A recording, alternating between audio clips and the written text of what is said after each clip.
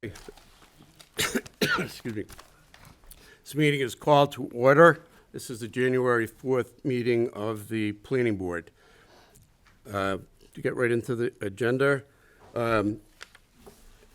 anybody have any comments on December 7th minutes? No. If not, then I'd entertain a motion. So moved. Second. Okay, we have a motion and a second. All those in favor signify by saying aye. Aye. Opposed? So voted. The next item would be review and sign bills. We don't have any. Board member comments. Anybody have any comments they'd like to make before we get started? No? Okay. Staff report. So I just have a brief staff report tonight. We've been primarily working, as we go into budget season, working on the departmental budget, and a lot of that background work, which is great to do over the holidays. We also did, what I do want to mention is that we did receive a hazard mitigation grant award for $27,000, so we'll be working on that initiative to update our review of how we respond to natural hazards in the community. It's a comprehensive town-wide look at that. And we also received a $10,000 grant from MHP for 40B technical assistance, which is related to the Zoning Board of Appeals review of Emerald Run, which is currently before that board. So we're happy to have those initiatives funded, and we'll be working with that to move those ahead. So. Is that it? Thank you. Next order of business are our meetings and hearings. The next hearing is a continuation of a meeting from the last meeting, for a public hearing from the last meeting. Proposed self-storage facility, site plan modification at 170 Hartford Turnpike. I'm recusing myself. Yep, okay. Mr. Grenier, would you like to come forward? Are you it? I'm here. You think you can do it all yourself, huh? Okay. Wow. We'll go easy on you. All right. It's a new board, so we'll all know each other. Good evening. Thank you, Mr. Chairman. For the record, John Grenier, J.M. Grenier Associates. What we are here before you tonight is for a modification to the special permit that was granted for the Edgemere Crossing project. And what I have here is just to kind of give you an overview of what has been permitted so far and what we are proposing to do as part of that modification. So I'm sure, as everyone is familiar, the Edgemere Crossing project was approved, and it's built out for 9 multifamily apartment buildings, which this is the what I would say the rear piece. And on a separate parcel, as part of the overall development, was the Market Basket, Demoulas Market. And that parcel consists of, obviously, the anchor of Demoulas. You have the Clinton Savings Bank, and what has just recently been built is the Starbucks coffee. So since that, and as part of the original on the westerly portion of the site, so when you pull in from the Lake Street lights, obviously you have Starbucks right there. There is a large hill right here, which that was some Indian artifacts, so that is not to be touched. That's like about a 20-foot or 25-foot high wooded mound, which really blocks any visual capacity to the westerly portion of the site from Route 20. Also, there's a detention basin located just to the west of the Market Basket, which again provides quite a barrier to what was, as part of the original development, 2 retail buildings that were approved in this westerly portion of the site. So since then, this westerly portion of the site, and just here's Route 20 at the top. This parcel 3 was chopped out. in, I believe, 2020. And this is a parcel that was part of the original Route 20 nominee trust, which was the apartment portion of the site. This came up for sale. My client has it under contract, and what we looked at was what's a viable use for this. Originally, it was permitted for a few retail buildings where it is physically, you don't really have any visibility from Route 20. You have to pull into the site. It's set on the westerly side. It's on the other side of that large wooded mound on the other side of the detention basin. You really don't get, it's part of the site. Obviously, it has the same access, the same utilities, but you don't get the same visual impact that you would for something that would be truly retail. You're not gonna get the foot traffic. It's kind of isolated, it's by itself. So what we looked at were what were some viable options for something that would, even though it's part of it, it needs to be standalone. You're not gonna get a lot of foot traffic onto that portion of the site. People go into Market Basket, they go to the apartments, they leave. So what we did was we had a consultant look at the viability for a self-storage facility. There are some other self-storage facilities in the area. There's one on Route 9, kind of near Price Chopper, that's the Cube Smart. There's another Cube Smart that is on the easterly side of Route 20 when you're heading into Northborough. And there is a self-storage facility in Worcester once you go over the Worcester line a little bit further on the west. So just to make sure that this would be something that the market isn't saturated, they had a full analysis done by a self-storage consultant. And according to that analysis, there is still adequate need for self-storage in this area.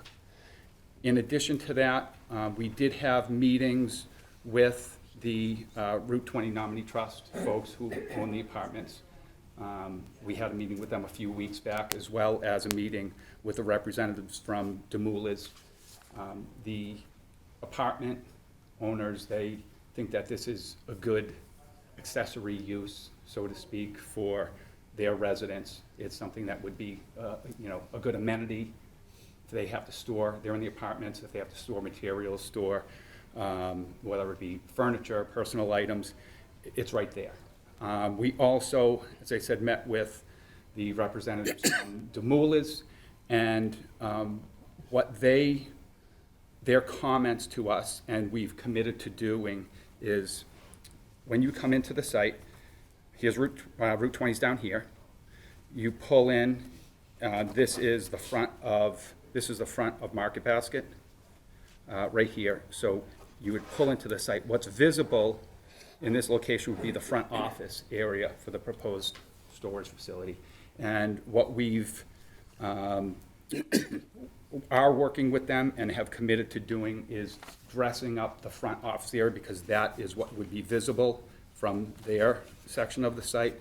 And they have, as you know, brick, they have red awnings, so we're working to come up with a design and obviously work with them on something that would be more in tune with what Market Basket, their appearances are for the front office.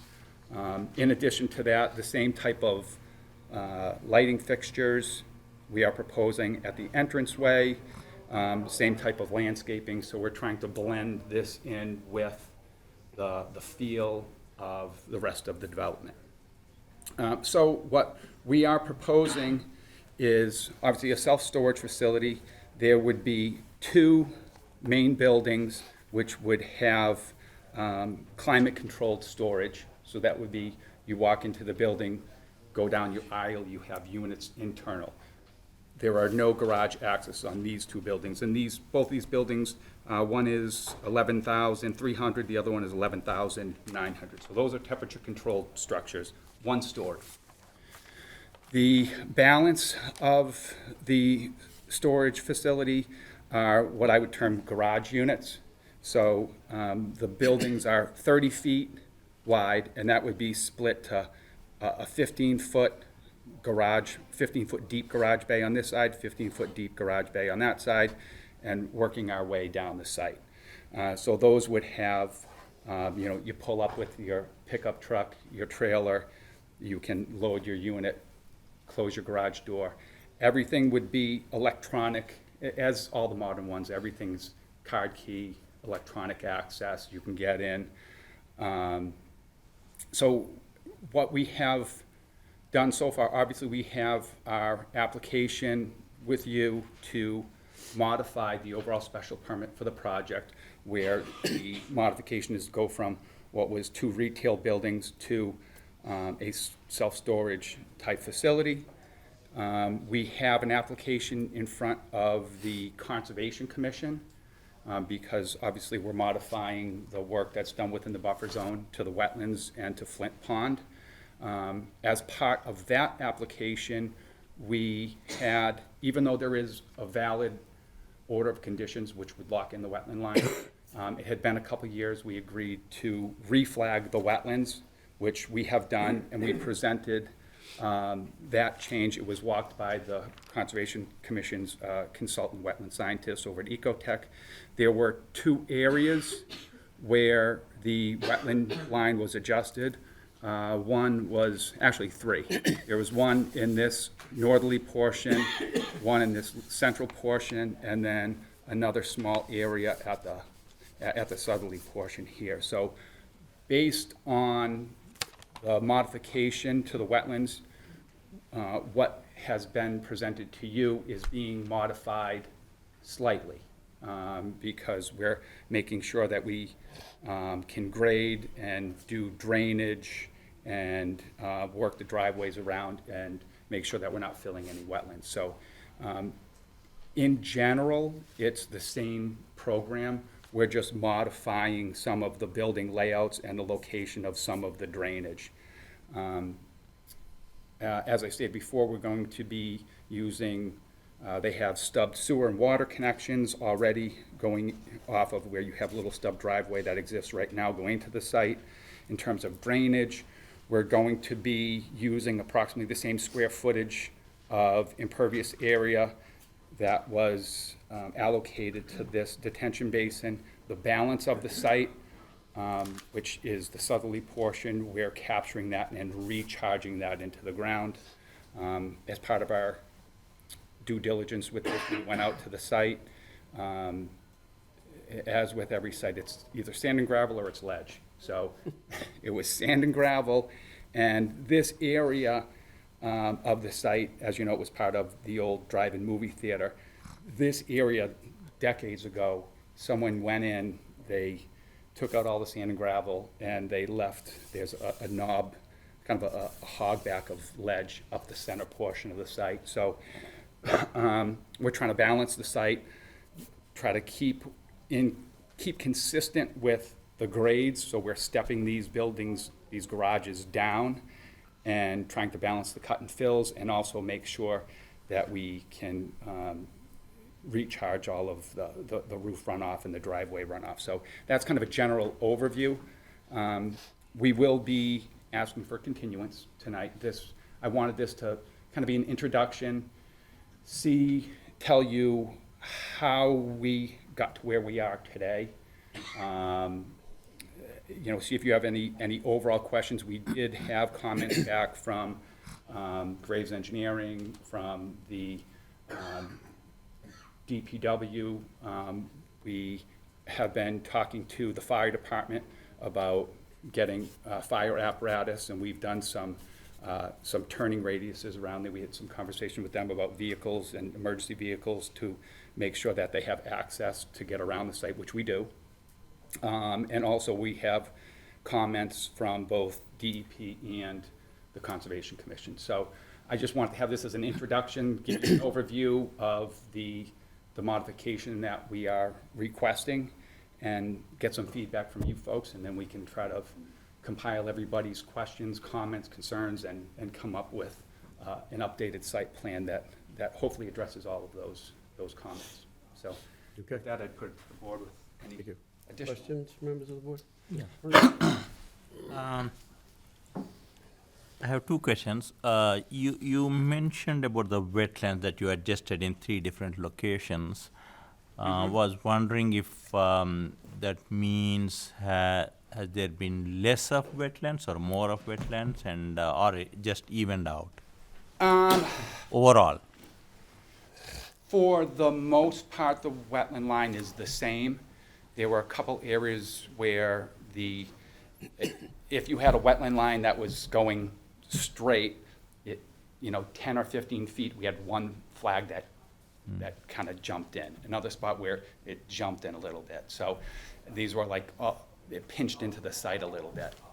Nothing that we can't address or work around, just to make sure that we obviously aren't filling in wetlands or going, making sure that we can have adequate slopes and radiuses for driveways and access. So in the big picture, there's probably a little bit more, but not much. Yeah.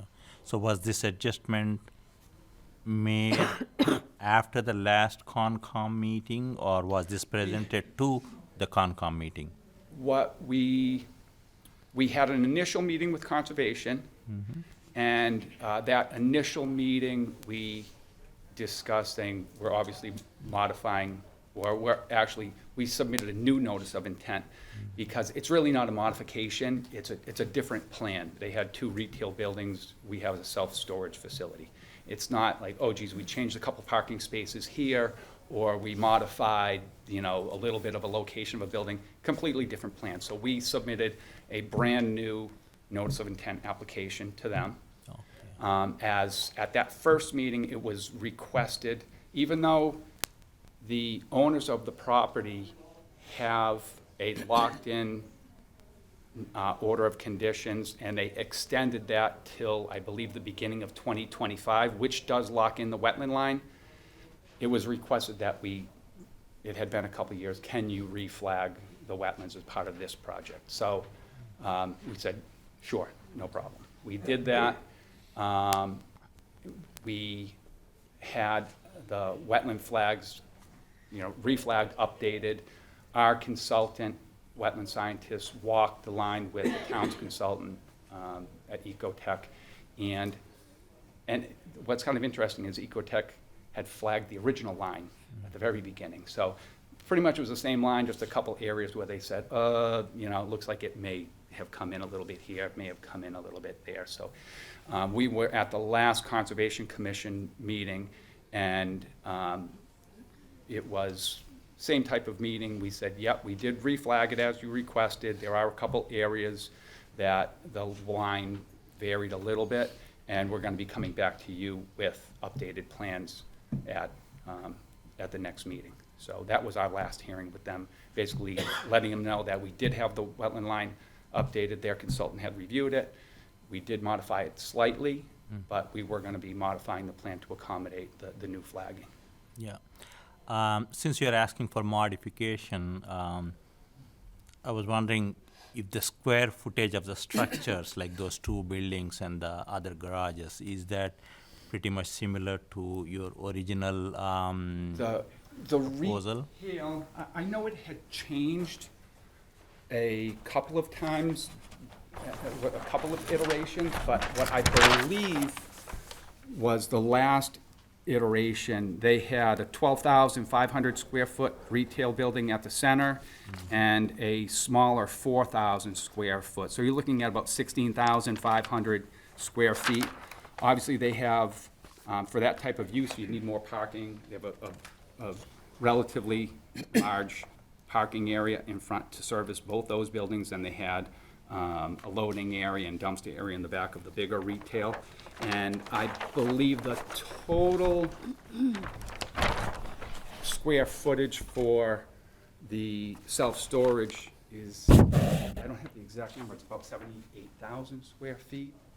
But again, it's 1-story, mostly garage-style building. So it's kind of an innocuous type of use doesn't generate a lot of traffic, doesn't, and in addition to what's allowed on, within this district and also within the Edgemere overlay, there is a lot of input from both Demoulas and the property owner as to what goes there.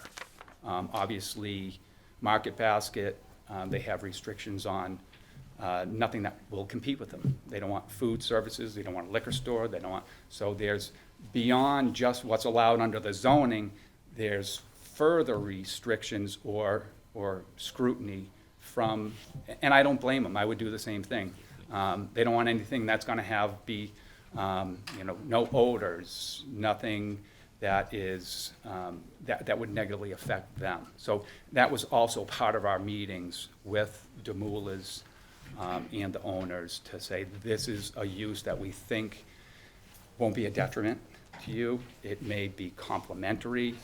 We're not gonna have something that's gonna generate a lot of traffic and maybe interfere with traffic coming in and out of the rest of the development. So you're kind of walking a tightrope on this site. So, and also, I know that when they did the Starbucks, they ran into ledge when they were building that. And when we went out and did test pits, we ran into some ledge. So it's a little bit of a challenging site from all aspects. Thank you. Okay. Anyone else? Questions? I have a question, Just- Mr. Chair. Just curious, with the garages, if I'm coming with a trailer to unload, is there room to make a U-turn, or do I have to go all around? Just curious. You'd have to do a loop. Okay. And we, for a fire engine, we got the templates. Clearance? We have clearances to pull a fire engine and loop that around, Okay, so. thank you. Mr. Chair, a question related to, you mentioned you found some Native American artifacts. Is that to the northern portion of the site? Is that what you had? Yes, so Suggested- between, if you pulled in from the Lake Street side, which is the westerly side, on the back side of the Starbucks, there's that big wooded hill. That can't be touched. So Do you have a specific buffer? I guess the question I was Yes. getting to is, what is the level of buffer that you need? I can see it on here, but there's no level. It looks like that garage one is, right up that backs up to it. okay. And actually, the back wall of that garage building acts as a retaining wall. So that foundation acts as a retaining wall.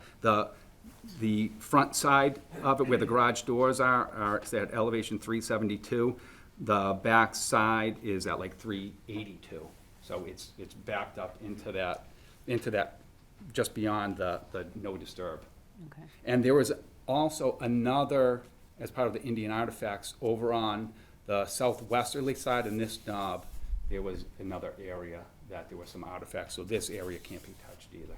Okay, so there's no real chance, well, there's always a chance, right? But there's no real chance that you could potentially, that buffer could move up to impact your development specifically? No, we at stayed that outside of it. And I mean, ideally, not that I'm not a fan of Native American artifacts, but if that hill came down, it would make it much more visible, much more probably viable for other uses. Yeah. Yep, that's not gonna happen. And that's not gonna happen. Right. Anyone else questions? I have a a comment, I guess.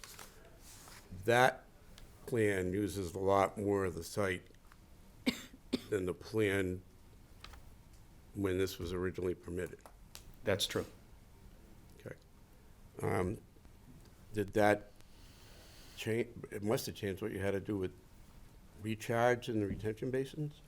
So what we did, and this was reviewed by Graves Engineering, who's a consultant engineer for the town. This portion, let me flip you back to the overall. So this portion of the site, that drains, the runoff from that is captured, and that goes into that large wet basin that exists on site now. So what we are doing with our drainage is we're taking basically that same area that was tributary, or that was being drained into the wet basin. We're treating this portion, and that is feeding into the detention basin. The balance, where we're stepping the units back to kind of balance the grades, we're capturing that, and we're putting that to subsurface recharge, treating it and put to subsurface recharge chambers. As I said, it's good sand and gravel. If it's not ledge, it's good sand and gravel. So the buildings are about in the area where the ledge is. The balance is all sand and gravel, so we're taking the runoff from both the buildings and the pavement, treating it and recharging that into the ground. That large detention basin in the front, does that get modified, or No. it stays where it is? Stays the way it is. I mean, technically, that's on, That's on Another- Market Basket property. okay, right. And you get easements to, There's, for the whole overall development, there's cross easements for access, for utilities, for drainage, for everything. and I read it today. Okay. We really don't have a plan to react to right now, right? Like I said, we modified it, but for the most part, it's the same approximate square footage, approximately the same layout. The two larger climate-controlled buildings are staying the same.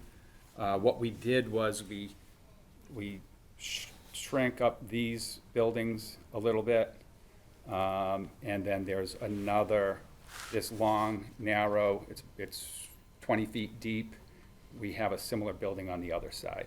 And I think we did a couple modifications, but gross floor area, general layout, it's about the same. How wide are the driveways in between the buildings? They are About, 24, and then I think the overall loop, I think it's 30. anybody else?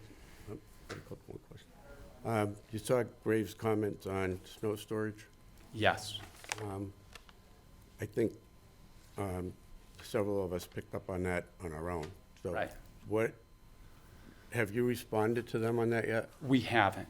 You're but- gonna wait until after you, Yeah, we're gonna have, yes, and we're coming up with a plan where we can have one location to stockpile it, and then if it's obviously you get a huge snowstorm where you have 12 inches, it'd have to be trucked off of site. doesn't look like you have much room there, period, to push it, really, you don't. I don't think you do. Yeah. But I don't have to plow it. My initial reaction to that plan is the development is really intense. I don't think you could have squeezed another unit in there, one 15 by 15 unit.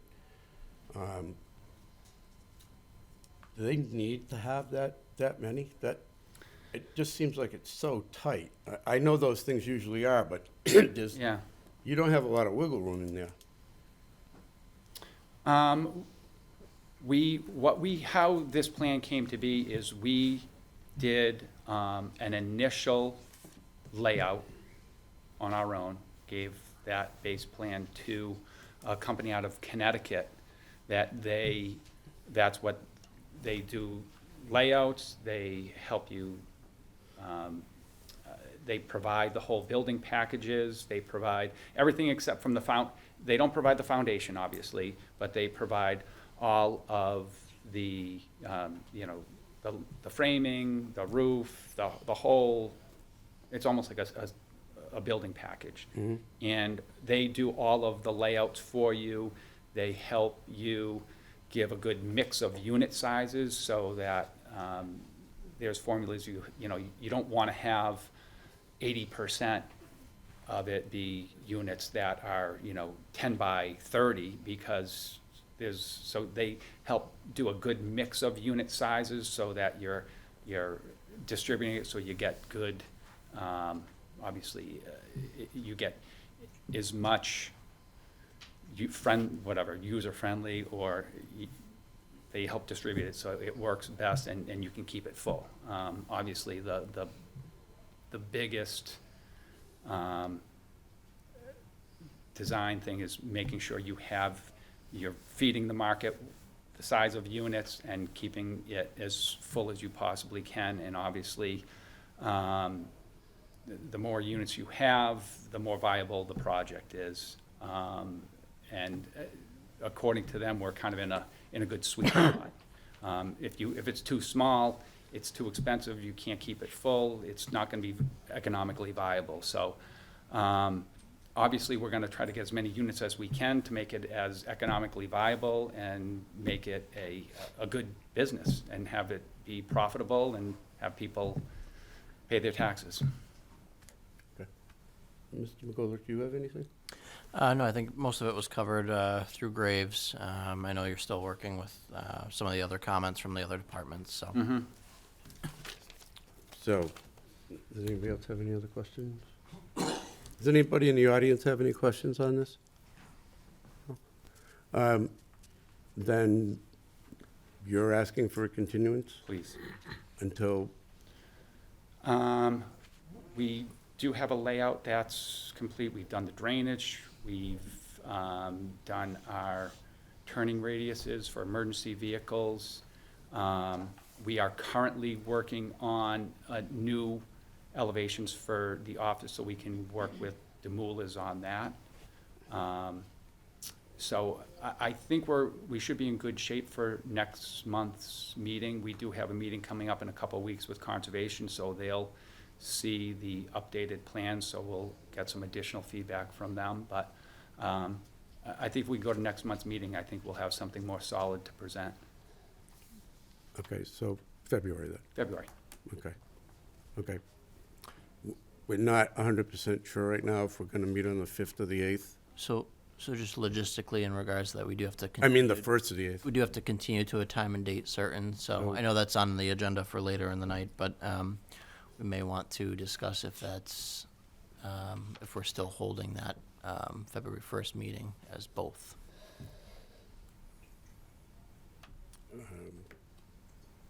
You're gonna be down at least one person. So it'd only be 4, right? Right. He needs 4 votes. Yeah, so we could, For, so for my- February, question. Oh, for This is- site plan modification, was it? no, right, so, because we have the alternate, but, we do have, so just the, in terms of February 1st or February 8th, we would have to pick one of those, so if we do February 1st, we're locked into that at least for this hearing, but I think that would be fine even with a member down, but. Anybody have any thoughts? Have any concerns with that? Why don't we just make it for the 1st then? Could always ask for a continuance to the 8th if needed. Yeah, if we have to. Okay, that's reasonable. Okay. So we need a motion to continue the hearing, right? Make a motion to continue the hearing for for 170 Hartford Turnpike I'm sorry, did you say February 1st? to February 1st, excuse me. Okay, 7 a.m.? I mean, 7 p.m.? 7 a.m. I don't, I could be here. I'm gonna be asleep. 7 p.m.? Yes. Okay. You have a second? Second. All those in favor signify by saying aye. Aye. Opposed? So voted. Thank you very Okay. much. Appreciate your time. Yep. Okay. The next order of business is a new public hearing on a proposed warehouse facility or warehouse facilities at 160 Holden Street. Site plan approval and special permit. I'm sorry, it's 142 Clinton Street. And before we start, Ms. Olson's going to read the advertisement. The Shrewsbury Planning Board will hold a public hearing on Thursday evening, January 4th, 2024, at 7 p.m. in the Selectmen's Hearing Room at the Richard D. Carney Municipal Office Building, 100 Maple Ave, to hear the application of 160 Holden Street LLC, care of GFI Partners, 133 Pearl Street, Suite 300, Boston, Mass. As required by the Town of Shrewsbury zoning bylaw, Section 7F3 and Section 6C 4B4 for site planning approval and special permit by the planning board to allow for the construction of a 368 square foot and a 360,000 square foot warehouse facility in an aquifer protection overlay district in Zone 2. The proposed development is shown on plans entitled Interstate Crossing Industrial Park, 142 Clinton Street, on 73 sheets dated December 5th, 2023, prepared by High Point Engineering, 980 Washington Street, Suite 216, Dedham, Mass., stamped by Douglas Hartnett, P.E. Subject project is north of Holden Street and easterly of Clinton Street and consists in whole or in part of Shrewsbury Assessor's Tax Plate 07, Plot 041000, and associated lots to be consolidated. Copy of the application plans and reports may be seen in the Office of Planning and Economic Development at the Richard D. Carney Municipal Office Building, 100 Maple Ave, Shrewsbury, Mass., and on the Planning Board website. Okay, thank you. Before we get started, Mr. McGorrick, do you want to just go over a few things? Yeah, thank you. So, so this project, I know the many in attendance are probably aware we've been working with GFI on this project for some time. This is a result of a rezoning effort, which did include emphasis on looking at stormwater and aquifer protection efforts as part of the overall goal. This project, I think, a couple important notes is that it is still going through the state MEPA process, which is the Massachusetts Environmental Policy Act. I think it's important to note that the existing Worcester Sand and Gravel operation is separate from this project. I know they'll touch on that briefly of the changes to that operation as this as part of this proposal, but that is definitely a separate opportunity. So we did have a public meeting that was held mid-December, and I know the public discussed that portion there as well. So they are aware of those concerns, and I do want to thank everyone who came out to that public meeting in December. I see a couple familiar faces.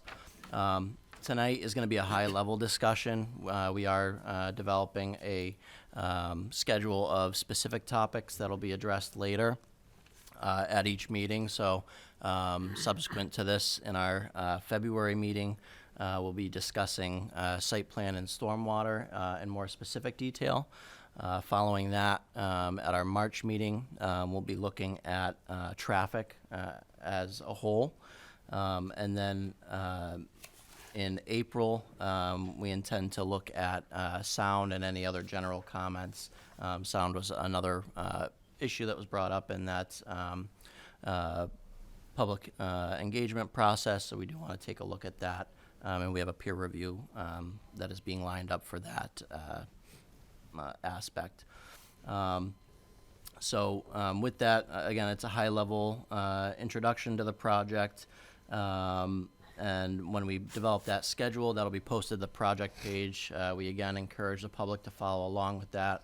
We'll post all of our information as we receive it, most up to date, for the public to follow along, as well as any information that we need to provide and resources. So the developer tonight, they'll be collecting comments, may not respond tonight. We'll respond to some of the items that we can, but the intention is to collect comments tonight and then submit responses to those comments in writing. And again, those responses will be uploaded to the project page. So even if we don't have an answer tonight, we are listening, and we will be following along and following up with those questions that you asked tonight, even if it's not answered at this specific meeting. And then again, just mentioning that for peer reviews, so we do have peer reviews specifically towards traffic and site water and stormwater, as well as sound that was discussed. So those are still pending, and so I do just want to mention that's the town's peer review consultant looking at specifically those items. And so when we have that information in their review, again, that will be posted to the project page, and we'll be reviewing that as staff as well, to provide any follow-up as needed, so. So just so understand how this will work tonight, proponents will make a presentation, board members and staff will ask questions, and then we'll open it up to the public. As Mr. McGolrick said, we're going to try to keep this general high level because they're not going to get into the kind of detail tonight as they will at the next couple of meetings. This is really to give everybody a good sense of what's going on. Stay as long as you want and ask questions. So this is a big project. This presentation is going to take a while, so just be patient and we'll get there, okay? Okay, good evening. Good evening, Mr. Welcome. Chairman, members of the board.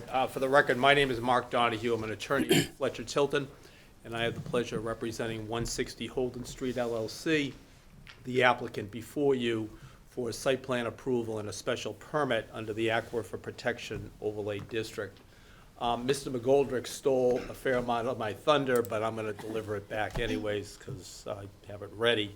But as he indicated, 160 Holden Street, which is an affiliate of GFI Partners, acquired the Worcester Sand and Gravel site in January of 2020. And really since that time, now for 4 years, has been working with town staff and town departments toward this development. We gathered first under the tent at the middle school in the summer of 2020 and asked the town to rezone the property so as to consolidate the commercial business zones into the limited industrial, and that was supported by the town meeting vote. So the land that is the subject matter of the ownership this evening and this project is within the limited industrial zone where the underlying use of warehouse and distribution is a use permitted as of right. The property is in the Aquifer Protection Overlay, which triggers the need for a special permit because we are increasing impervious area by more than 15%. And you'll be hearing a fair amount of detail over the next few meetings with regard to the protection of the aquifer and the surrounding wetland areas as we go forward with that.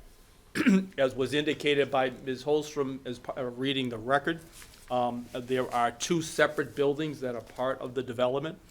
They are both large buildings. One is a little over 540,000 gross square feet. It includes 303 passenger vehicle parking area and also truck storage and loading areas that you'll learn a lot more about. Building 2 is a little bit smaller. It's a little bit over 381,000 square feet with similar separate 221 passenger vehicle parking spaces. All of the sites are accessed by multiple curb cuts on Clinton Street or Route 70. And as part of the traffic analysis, you'll be hearing of how the circulation works for both truck traffic, deliveries in and out of the site, employees, visitors to the site, and emergency vehicles as they move forward.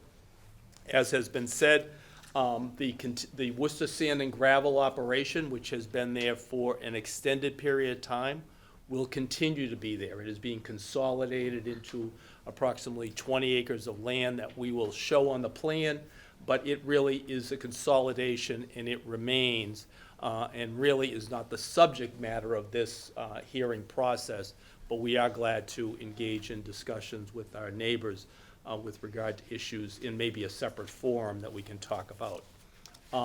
The development team is here to kind of give you a high level as to what they're going to be talking about in more detail as we move forward in the next few meetings. With me this evening to make that presentation is Hallie Palazzola from GFI Partners. Douglas Harnett from High Point Engineering is with me also. They have designed the site and will give you a good view of it this evening and some sense as to the issues we'll be talking about next. We have received but candidly have not yet fully digested the peer review comments from Graves Engineering. We will be submitting a written response to those before the detailed dive that we'll do in February, as Mr. McGoldrick indicated, and I'm sure we'll have discussion with Graves so as to expedite any type of issues with regard to that. And then finally, for this evening's presentation, Jeffrey Dirk of Vanessa Associates has studied the traffic analysis and conducted a detailed analysis. Mr. Dirk is well-versed in this field of the commercial and industrial marketplace and the users, and has studied not just as an anticipatory use, but has gone back throughout the Commonwealth of Massachusetts. It actually looked at sites that have been developed and tested those against the presumptions that were made. And he'll talk a little bit about that work and some of the work that he's suggesting that GFI take responsibility for some of the surrounding intersections. What we'd like to do is get that high view out, and then we'd kind of like to hear from the board, from staff, and obviously our friends who live in the area, as to areas of particular concern, so that we can make sure that we cover those areas in particular detail when we come back in February and March in particular, so that Mr. Hartnett will know that his presentation needs to address a particular concern you have or somebody else. In doing that, we had talked about with the town of preparing written responses to that. In hindsight, it might make more sense to do that after these folks have done their detailed review, and if remaining questions are come up during that, then we can submit answers in writing, so they'll be there as people can refer back. But we'll do that review rather than, because a lot of the questions may be answered as they do the dive in some fashion. But we will create a record that people will be able to utilize the town's website to be able to go back and look and check things out. They'll be able to watch this meeting as they want in the pleasure of their own living room and be able to see how we're trying to be responsive to the neighborhood. So as, and finally, as both Mr. McGoldrick and the chair indicated, we will be here and we will continue to come to meetings until we have satisfied your concerns and you are, as a board, are comfortable in issuing the special permit. We will do these separate meetings and we will keep coming back until both you and our neighborhood friends believe that we have adequately responded to the particular concerns. And so with that, and with your permission, Mr. Chairman, I'm going to have Ms. Palazzola at least describe a little bit about GFI so you know who they are. You may have heard about them over the last 3 or 4 years, and get an idea of who you're dealing with, and then we'll ask Mr. Hartnett to get right into the site work. Thank you, Attorney Donahue. Again, for the record, my name is Haley Palazzola. I'm with GFI Partners, the applicant 160 Holden Street LLC. Before we get started again, I just wanted to introduce who GFI Partners is for the board's background. This is not my first time in front of you. If you recall, we presented a project in Shrewsbury last summer that was approved. We can talk about that in a little bit here, but GFI Partners is a full-service real estate development company based out of Boston.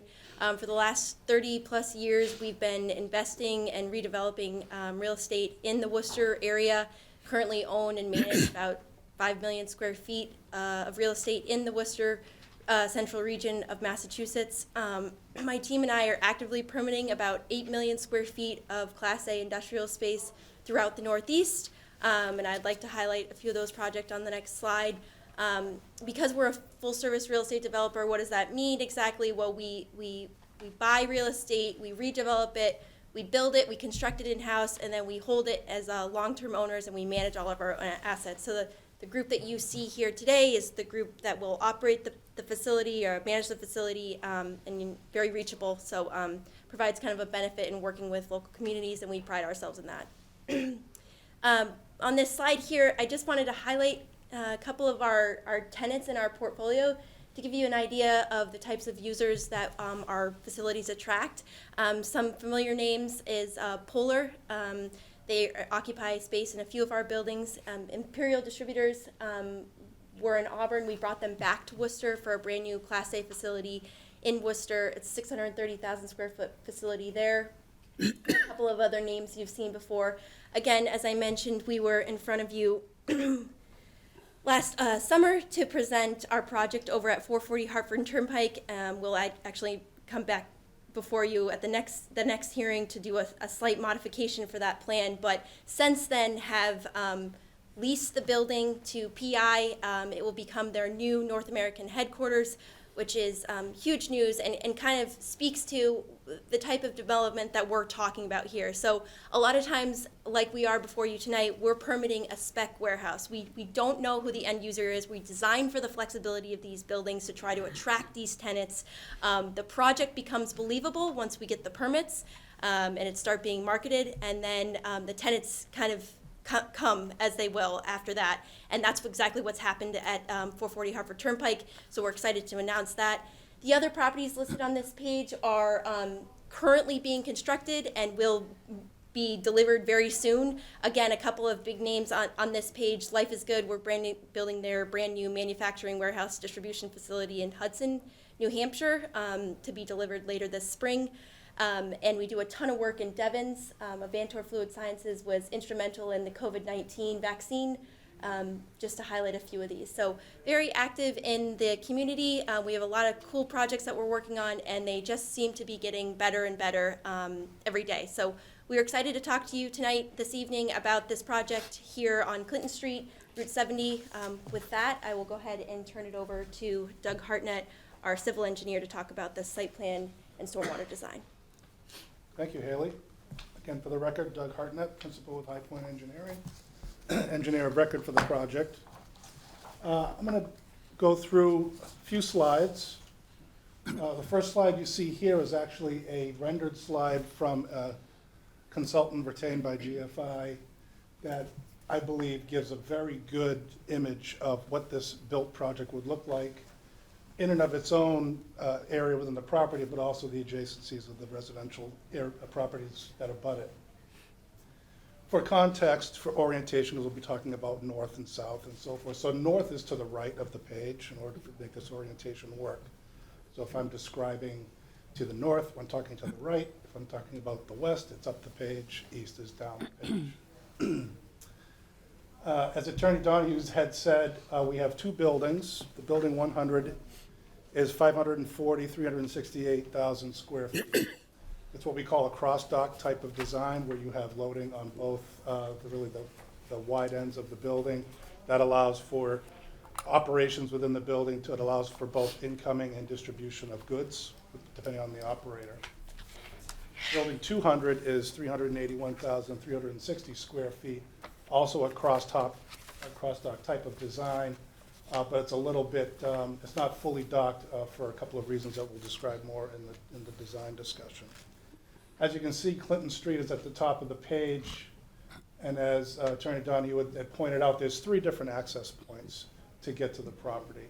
And this is done specifically to separate truck traffic from the traditional vehicular traffic for employees and visitors to the property. So as you go from left to right, if you're coming from, say, 290, and the Holden Street, Clinton Street intersection, you're going north toward Boylston. You're going to come to your first driveway, which is the driveway to Building 100. This driveway brings you dedicated to a gate, basically a control gate, and brings you into the truck court to the left side of Building 100. And the trucking also can make a loop counterclockwise to the truck court to the right side of the building as well. The building is intended to be fully secured in terms of fencing and so forth, as traditionally is required by some of the large users that operate these facilities. To the left of the truck court on the left side of the building is a dedicated area for trailer storage. As you go to the top of the page, we have dedicated 303 parking spaces to the operation of Building 100. The center driveway is the primary access for employees and visitors.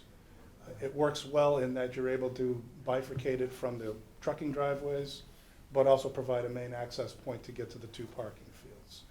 This driveway is really restricted from vehicles being able to enter into the truck courts, but only in an emergency situation with the fire, police, and public safety to get there. And as the design progresses and we continue those discussions, GFI will ensure that those accommodations are made to public safety for access. As you get to Building 200, We have accommodations for 221 parking spaces in the front of that building. We discussed the truck court on the left side and the truck court on the right side. The third driveway access is located further up the street, almost at the town line. Take a right into that driveway, and then this circulation is clockwise. Come down the driveway, you access the truck court, you access the trailer storage, and you come clockwise to the main truck court. The truck courts were specifically designed to be separated for a couple of reasons. Number one, to ensure that there's no conflicts of truck traffic within the truck courts themselves. It makes it a much more safer condition for the operations of both facilities, which are soon to be occupied by separate tenants. But also allows for perhaps whether it's a subdivision or condominium of the properties themselves to operate those independently without having to be concerned about this cross pollination of trucking and so forth between the courts.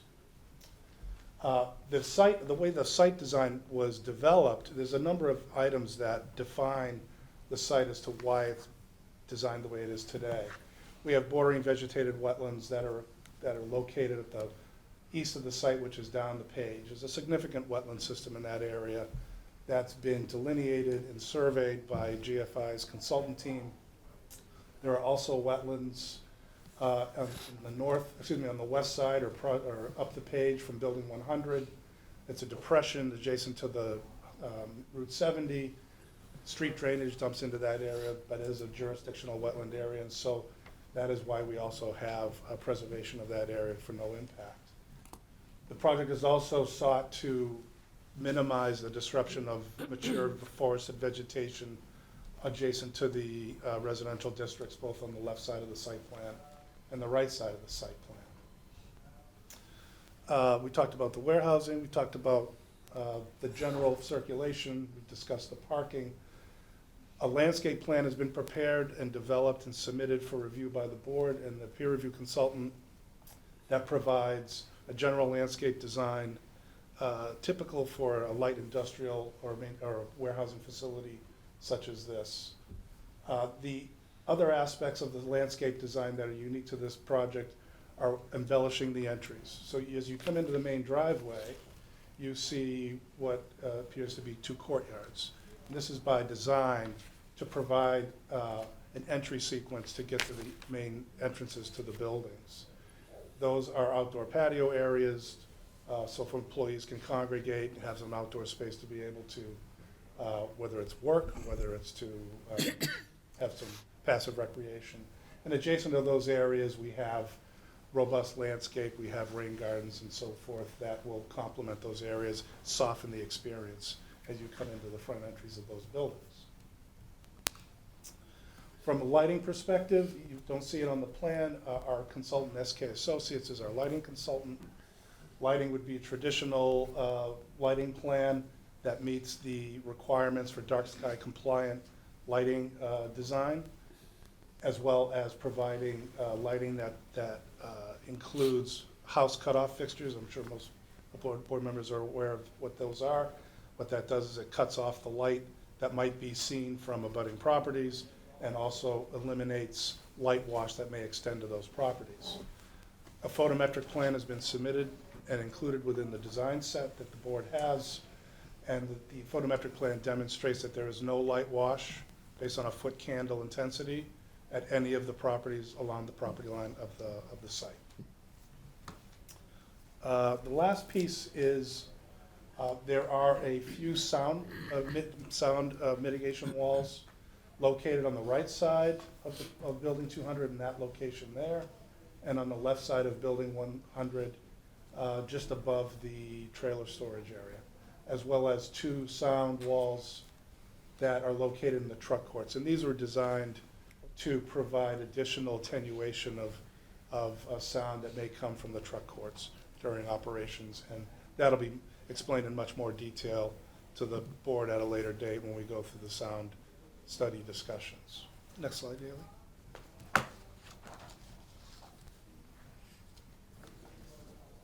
Zoning conformance. So it's important to just reiterate why we're here in front of the board this evening. project results in an increase of 10,000 square feet or more of commercial space, and also requires site plan review, as well as a special permit for increasing more than 15% the impervious cover on the property. From a zoning conformance perspective, the project complies with all the zoning as it relates to setback requirements, lot coverage, open space, and the special permit requirement for the aquifer district. The proposed impervious cover is about 39.2% versus the threshold for special permit, which is 15%. We talked about the zoning districts themselves. Again, this property, if you zoom out a little bit, Haley, to give some context to the property itself, the overall property is 122 acres in total. The proposal is to subdivide the project portion of the property, which results in approximately 100.5 acres of land, with the balance of that land area to be dedicated to the Worcester sand and stone operations that you see whited out on the left-hand side of the plan. So I thought it was important to point that out. Secondly, the district line for the limited industrial and the rural B runs through the site. It actually is coincident with an old historic electrical easement that's now controlled by National Grid. And so you can see the development is fully enclosed and included within the limited industrial district. So from a zoning conformance perspective, this plan demonstrates that the project meets all those requirements, with the exception of one item that I want to point out, and has to do with the parking. So we feel that the zoning for the parking is a little bit overstated for what the actual demand may be for facilities such as this. The Aquifer Protection District regulations gives the planning board discretion to approve a reduction in parking if the applicant can demonstrate that the parking is not necessary for the operation of the facility. What we've proposed in this case is to reduce the parking by 76 spaces for building 100 and 52 spaces for building 200. And the reason for that is, in the spirit of the Aquifer District regulations, reducing impervious cover is probably one of the benefits of doing that, and so we felt that it was appropriate to seek that relief where we do not feel that that parking is required. I'll note that the parking is positionally laid out so that there's no impacts to it with landscaping or any other finishes for the site plan, and that the parking itself was actually included in the hydrology and the stormwater management design. So in the event that the parking had to be constructed in the future, it can be easily done under an approval that's granted by the planning board. Next slide, please.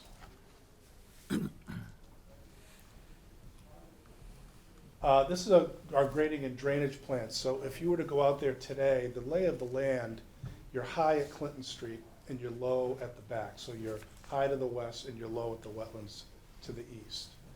So the site plan is set up in a manner that the site driveways drop in grade to get you to the building pad elevations, which are about 407.25 in terms of elevation. The building pads relate identical to one another so that operationally everything works in terms of how they relate to one another, and so how the access works, and avoids stepping of the property, which has its own inherent issues regarding access across the properties for emergency vehicles and so forth. The design itself is set up to be predominantly a closed drainage system with some overland flow drainage to the site plan right-hand side. It includes what we call a decentralized stormwater management system, where we've set detention infiltration basins at 3 locations, which are identified in light blue, left of building 100, planned south of building 100, and to the right of building 200. Those again are open detention infiltration basins. Within the truck court itself, we have subsurface infiltration chambers that pick up the roof drainage within the truck court side of the buildings.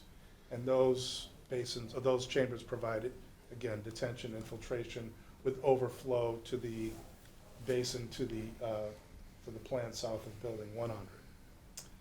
The design of the system is done in accordance with the Mass DEP stormwater management policy and the handbook, as well as the town's stormwater regulations. The fact that the property is located within a Zone 2 and the Aquifer Protection District, the site is considered to be a critical area and requires a higher degree of treatment, pre-treatment prior to either discharge or recharge.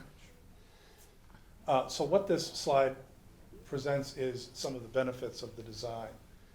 You know, right now, the design is set to infiltrate and control the rate of runoff. In some instances, some of the basins are providing much more extensive infiltration than what is required, minimally required by the DEP stormwater management policy.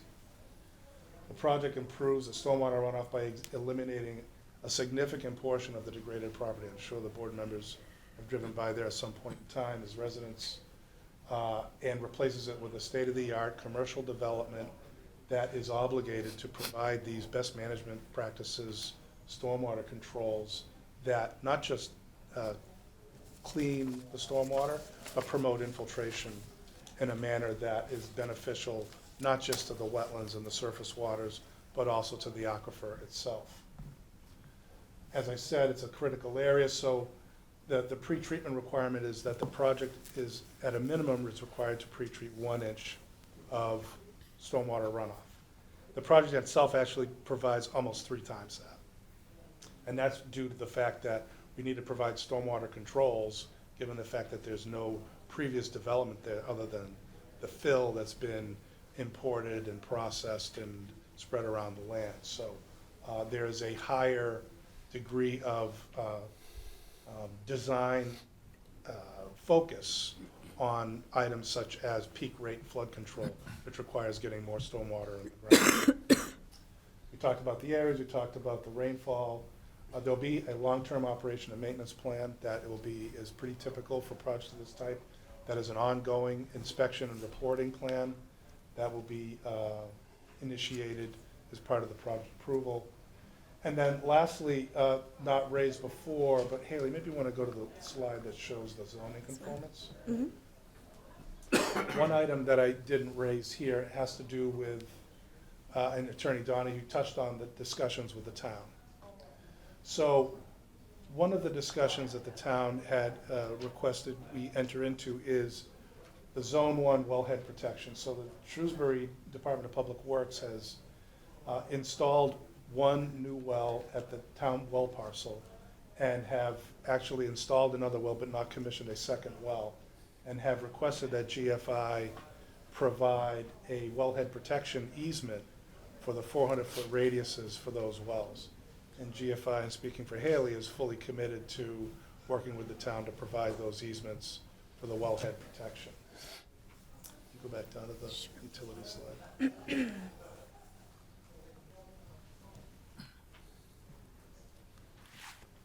A little more barren plan. This is a utility plan. It's pretty basic for a commercial development. We have sanitary sewer that serves building 100 and 200. Those are served by gravity that flows to sewer pump stations. The sewer pump stations eventually pump and discharge to what will be a future sanitary sewer installed within Clinton Street and Holden Street, and that'll be discussed further on the next slide. The important part of this slide as it relates to the community benefit has to do with a water easement that's being granted by GFI to the town to allow the installation of a 12-inch water main that essentially bisects the property and bisects the 2 buildings. As the town, the board members may recall, the town DPW had undertaken a water improvement project at Holden Street and Clinton Street. And at the time, as they had done that work, there had been discussions with GFI about the benefits of providing this connection between Clinton Street and Sewell Street. And what that does is it provides fire flow and pressure redundancies within the system. And what that allowed the town to do was actually perhaps downsize the water main that would have been installed in Clinton Street through the commitment to provide this easement to the town to cut through the middle of the site. So that easement will be granted through a final discussion, negotiation with the DPW, ensuring that the final positioning of the easement and the access points of the easement are fully vetted and are accommodating to the town's needs to maintain that. The water would be connected to the easement itself. This is the service water from the buildings. Electrical would be typical coming from Clinton Street underground, servicing both properties, and then natural gas would also be extended to the buildings themselves. Expanding on the discussion for the offsite sanitary sewer improvements, again, this is, has been an ongoing discussion, a collaborative effort, if you will, between GFI and Department of Public Works, engineering, town manager, in order to be able to develop a plan that not just services the project, but services the future needs of this area of, I call it North Shrewsbury. It's a rather densely populated area in terms of density, the residential density along Clinton Street and in Holden Street.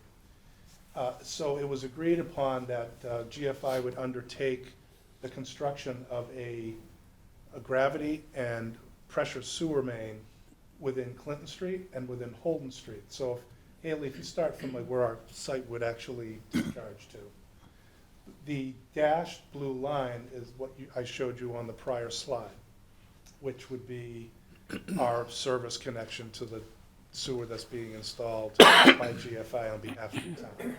There would be a gravity sewer shown in green that would extend down Clinton Street to the intersection with Holden, continue down Holden Street to a sewer pump station located at the Sewell and Holden intersection.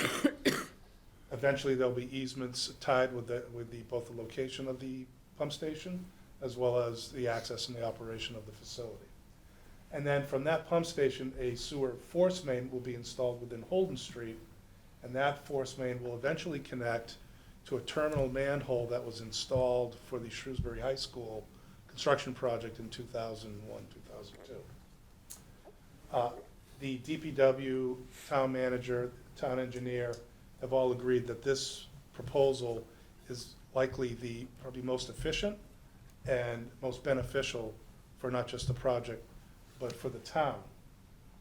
And then lastly, as I said before, the collaborative nature of the effort, GFI had assisted the engineering department with preparing a one-stop MassWorks grant proposal, or submission back in, I think it was the spring of 2022, in order to be able to see if we can obtain state monies to help fund either a portion of the construction or the design aspect of the work.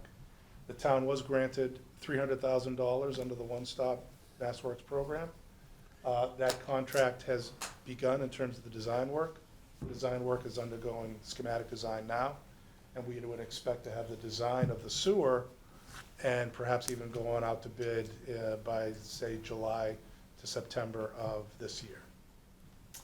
And so, as we had said, it provides extension not just for the project, for the residences, and is designed in a manner that allows the town, at their discretion, engineering and DPW, to expand that sewer to other unsewered areas within this portion of North Shrewsbury. Thank you, Doug. Thanks, Haley. Next, turn it over to you. Should I call Jeff up? Sooner or later, we're gonna get Jeff up here to explain traffic, so. Jeffrey Dirk to come up and talk about traffic. Thank you, Doug. Yep. You tell me what to do. That's fine. Good evening, Mr. Chairman, members of the board. For the record, my name is Jeffrey Dirk. I'm a managing partner with Vanessa & Associates, and as you're with the transportation consultants on the project. So I have several slides, but I'm not going to go into a lot of detail on them because I know that, as your planner had mentioned, traffic will be kind of a deeper dive in March. But I think there's a lot of good high-level information to share tonight that may elicit some questions from the board as well as from members of the audience. Before we get into the traffic study, I think it's important just to remind the board some of the initial comments that were made, that the project, it's been subject to an environmental notification form that's been filed with the Massachusetts Environmental Policy Act, we now need to file what's known as a draft environmental impact report. The town and residents provided comments as a part of that environmental notification form. That's used to inform what we need to prepare in the next document, and from a transportation perspective, what it ensures is that as we deliver the transportation study and the study that you actually have before you, it incorporates all of the comments that have been received to date. So in terms of the intersections that we've looked at, the time periods that we've analyzed, and I think as your attorney had mentioned, looking at different types of warehouse users on the site, because as Haley had mentioned, there's not an end tenant for either of these buildings, and so as we're looking at transportation impacts, the important thing is we look at kind of the highest level use as it relates to traffic or transportation, so that as the board issues permits as it relates to the project, if we have a user that generates less traffic, has less parking demands, that's all great, but we've at least sized the facilities, made sure our improvements are sufficient to accommodate a higher type of a warehouse type of use. So that's something we'll talk about in a minute as well. So just by way of the construct of the traffic study, and your peer reviewer, kind of the first thing they're going to do is make sure that the study we've prepared meets all of the industry standards. And so we've certified, and I've certified by an affidavit in the transportation study that it meets all of the requirements set by the Department of Transportation for conducting the study. Route 70 Clinton Street is a state highway. So we do require permits not only from the town as it relates to some of the utility work that Doug had mentioned, but we also require a state highway access permit. Mass DOT needs to issue permits to us to construct the driveways that Doug had went through with you. So we've spent a lot of time not only working with the town, but also with the Department of Transportation on the locations of the driveways, all of what as Doug has presented to you, but also specific improvements. And as we're thinking about those, and I'll mention those in a few minutes, making sure that as trucks are going in and out of the site, they can do it safely. They slow down outside of the traveled way. So if you're driving along Clinton Street and you have no interest in the warehouse, you may see the truck get over, but it's going to be to the right in its own lane, slow down, turn into the site, and it won't interfere with through traffic on Route 70. Also very important that we'll mention is pedestrians and bicycles. I have a slide here in a minute that shows there are no sidewalks in this area, and I know as Doug was mentioning, heavily dense residential area. Sidewalks are important, bicycle accommodations are important. We're required to implement those as a part of the project. So as we're rebuilding Clinton Street, installing the sewer lines that Doug had mentioned, the water line, the roadway improvements are going to include sidewalks and bicycle accommodations because we're required to do that, so you'll also see that. In terms of the impacts of the project, large warehouse buildings, but warehouse users in and of themselves of the type that we're proposing here are not large traffic generators. They work generally on shifts. There's a finite amount of tractor trailer activity that happens because they can only process a certain amount of product within the building. Doug showed the cross-dock facility. You just can't have trucks continuously arrive all day because there's nowhere to put all of that stuff in the warehouse and then get it out the other side. So it's finite in terms of the amount of truck activity. We do need a certain number of employees to be able to do that cross-dock type of activity. So from a traffic generation perspective, this type of warehouse is not a significant traffic generator. So as we look at the impacts of the project, we didn't show any significant impacts. Now, that doesn't mean that there aren't delays at intersections. We all have driven around the area, and we know there's backups at intersections during specific time periods of the day. We do have focused improvements that deal with not only safety, but also to reduce delays at some of the intersections. The driveways themselves operate with very little delay and minimal queuing. There's not a lot of traffic on this section of Clinton Street, so there's gaps in the traffic to allow for vehicles to enter and exit the site. There's no need for traffic control other than stop signs at the driveways. But as I mentioned, we are providing some additional lanes at the driveways to make sure the vehicles get out of the way of through traffic so that it allows it to operate efficiently.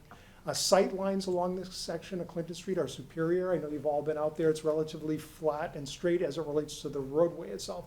So the sight lines far exceed what's needed for a tractor trailer that moves very slowly to see a vehicle pull out and then accelerate up to speed without causing traffic to have to slow down on the highway. So it's perfectly positioned as it relates to sight lines at the driveways. And then lastly, I'll talk about some of the safety improvements we're going to do in a minute. Next slide, please.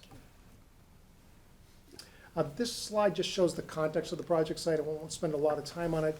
The one thing I do want to mention is, again, when we're talking about the MEPA process, or the state environmental process we have to go through, one of the things in working with your planning department and that of the city of Worcester is we have to make sure we're looking at future development in the area.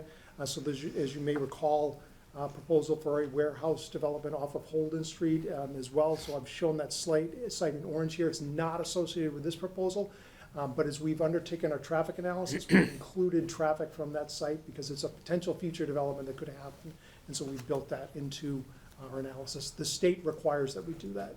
Even though we told them this is not a part of this project that's before you, they've said you still need to include that other warehouse project. So that's included as a background development. Next slide, please. Thank you. I'm sorry. It's doing me zoom in. Actually, I'm going to ask you to go one slide ahead. Sure. These are a little bit out of order. This slide, it shows the context of the project site, but it also shows the study area. It may be hard to see, but there's 14 little orange dots on this slide. Those are the intersections that we were asked to evaluate as part of the project. Those intersections were identified by the town, the city of Worcester, and MassDOT. So these are the critical locations. It includes the 3 interchanges, actually, with 290. As well as 14 other intersections along Route 70, Northeast Cutoff, Plantation Street, Main Street, Lincoln Street, all of the major intersections in that area.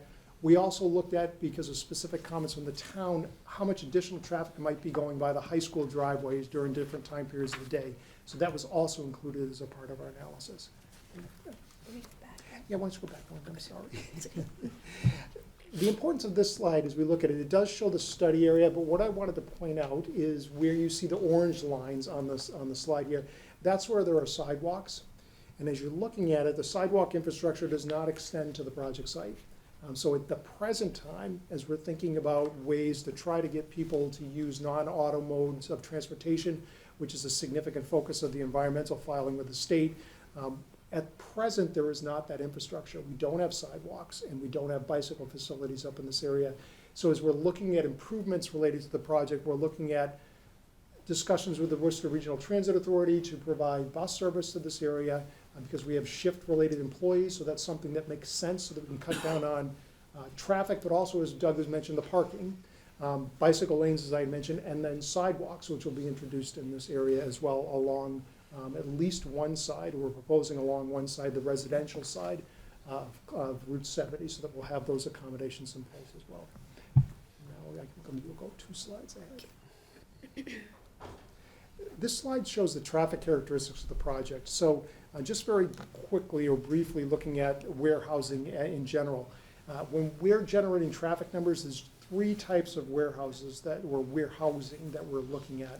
The first, just general warehousing, which is, you're probably just familiar with, this cross-dock type of facility that Doug had mentioned, where you have products coming in, it generally gets unwrapped or packaged differently, and then comes out the other side. So where the shipping side, it comes in, and then it goes out the other side back into a truck and then delivered someplace else. So they may be breaking down larger type of pallets that might be coming in to ship them out to individual users. So that's general warehousing, and sometimes there's some long-term storage that goes along with that. The next level of warehousing is what's known as high cube warehousing. So that's kind of the newer type of warehousing that you see with Amazon. Those are generally facilities that are well over 1 million square feet in space, and they're broken out into 2 categories. There's what's known as sortation facilities and non-sortation facilities. So the sortation facilities are, if you go as Amazon as an example, if you place an order for mouthwash or toothpaste or something like that. So those go to a sortation type of facility. So they receive your order. That sortation facility has all of those products there. And generally it's a multi-level 4 to 5 story building, multi-square foot, has a lot of conveyors and robotics. So the robot goes and grabs your toothpaste, it throws it down on the conveyor, may package it up with something else that's going to your address, and then it sorts it and packages it, and that gets sent out to you. So that's a sortation facility. A non-sortation facility is, again, if you go on Amazon and you order a microwave or something larger, generally something that's 18 inches by 18 inches or larger, you can't really sort those products out. So a non-sortation facility handles those larger type of orders that you may be placing online. So those are the 2 types of high cube facilities. Both of those are generally multi-stories, conveyors, robotics, and again, over 1 million square feet in space. So as you're looking at these buildings, it's none of those in terms of the height and what happens within the facility. Third type of facility is the last mile facility. So sortation, non-sortation ends up at a last mile facility. So that's the little vans. So as you're looking at those facilities, they're very high traffic generators. They're generally on the smaller side, so they could be anywhere from 200 to 300,000 square feet. But what's very distinct about those are two things: very large parking lots. So you generally have a parking lot could have like 500 vehicles in them because they need to store the vans, they need to have employees, and then as the employees arrive to drive the vans, they take the van out of the space, put the car in there. So you generally see a smaller size footprint for the facility, but several hundreds, up to 500 parking spaces in those facilities. The other characteristic of it is you can drive into the building in one end and come out the other end. So if you're looking at a warehouse that has those type of characteristics, it's generally going to be a fulfillment type of facility. So as we're looking at this site layout that Doug had shown, you can see it basically, it's not a fulfillment center. In fact, Mass DOT has indicated that as a part of our filing, we need to make a specific statement that says that this will not be a fulfillment facility. So then we're looking at high cube and general warehouse. So we looked at the traffic characteristics of a non-sort and a sort warehouse, and then general warehouse. General warehouse in this case produces the higher volume of traffic for both truck activity as well as employee activity. So that's what we've used in our traffic study. We've laid all of that out, and again, it's a requirement of MassDOT that we show how we arrived at the numbers and that we're in fact using the highest trip generation for the project site. So that's what we've done here. These numbers are based on a general warehouse type of facility. We've separated the numbers out into passenger car trips and truck trips, so that we can look at the difference between the activity that's associated with those, but also they are using different roadways in terms of coming and going for the site, so that's where we break those up. So if you're looking on the far right-hand side of the table here, that's the total volume of traffic. So on a 24-hour basis or over the operational day of the facility, whatever's been established for hours, the project would generate just under 1,500 vehicle trips. It's 1,496, half the vehicles coming in, half going out. We also look at two critical time periods. So the morning peak period, which happens between 7 and 9 in the morning, there's a 1 hour period when traffic's gonna spike. And then there's also a time period in the evening between 4 and 6 when the same thing's gonna happen. Everyone's coming home from work or leaving school, and then we're gonna have a spike in traffic. So we look at the project's traffic during those peak hours to see how it impacts the peak activity on the roadway. So during the peak hours, the project will produce just about 135 vehicle trips. It's almost the same in the morning and the evening. The reason for that is it's that shift-related type of activity. So if we're running 2 shifts, same number of employees on each shift, you're gonna have the same level of activity happening during each of those time periods. And this accounts for some shift overlap happening as well in the numbers. What you do see as well, looking in the middle column, is your truck traffic. So you see on a daily basis that it's expected to produce 554 truck trips, so half in, half out. But during the commuter peak periods, it's a lower amount of truck activity. It's somewhere between 18 to 28 or 30 so truck trips. The reason for that is you look at truck activity, generally doesn't occur during the peak hours because they want to get there before the peak hours so that they're not traveling and getting stuck in traffic. So you see a lot of activity before the morning peak. Then it's going to tail off a little bit during the morning peak. It'll pick up during the afternoon, drop off again during the evening. And then generally after about 5 or 6 o'clock in the evening, there's not a lot of truck activity that happens. So the bulk of it is happening during that kind of midday time period. And then it tails off during the rest of the day. Next slide. So looking at the the two types of traffic that's being produced, we have different distributions of traffic, meaning once we've understand how much traffic is going to be produced, now we need to add it to those 14 intersections. And so we have different distributions for the employees and for the truck activity. This slide here shows the employee-related distribution. And you can see it's fairly dispersed in terms of how the employees are arriving from the project site. The bulk of it is on Interstate 290, but then we'd also have fairly dispersed into the local roadways as well. The way this is developed is we use U.S. Census Journey to Work data, looking at where people work in the area and then how do they get to those employment areas. So that's how this is developed. It's looking at Shrewsbury and Worcester, U.S. Census data, Journey to Work information, and that's how we develop these trip patterns. Next slide here. The next slide shows the truck activity. So truck activity is really confined to Interstate 290. So we have a large amount of trucks that we're expecting going to be oriented to and from the Mass Turnpike, New York City, Connecticut, down in that area coming up. So you see a large amount of truck activity happening toward the Worcester side, let's say, of 290. And then we have about 40% heading towards Interstate 495. So they'll be coming from the north, Maine, Canada, those type of destinations coming down into the project site. And then they're going to be using primarily the two exits. It'll either be exit, I think it's 25, if I can look at it. Yes. 25. Thanks. 25. Yeah, so exits 24 or 25 are the most direct routes in to get to the project site for truck-related traffic. So that's how we've assigned the traffic. And this has also been done in looking at with truck routes with Mass DOT as well, in terms of looking at the traffic patterns in the area. Next slide. So as a result of all of this analysis, we have a series of recommendations. The recommendations are deal with the site access into the property itself, and a lot of those are what's reflected in Doug's plan. So just a couple of things I'll point out. We will have acceleration and deceleration lanes at the driveways. So Clinton Street, Route 70 has pretty wide shoulders today. So what we'll be actually doing is taking those breakdown lanes and doing some modifications, might involve some slight widening, so that we'll be providing, as you approach the first driveway traveling north, as Doug had described, which is the access into the truck court, there'll be basically a right turn lane. So those trucks will pull out of the travel lane, slow down, decelerate so they don't impede the flow of traffic along Clinton Street, turn right and then come into the project site. The same will happen in the employee driveway, and the same will happen at the next driveway up, which is the access to the truck court for the northernmost building. So we'll have those deceleration lanes. Coming out of the project site and looking at Clinton Street in itself, we did look at whether there's a need to provide left turn lanes, and we do that based on the speed and volume of traffic and the number of left turners. Based on the criteria that was evaluated. And again, in discussions with Mass DOT, there's no need to provide left turn lanes.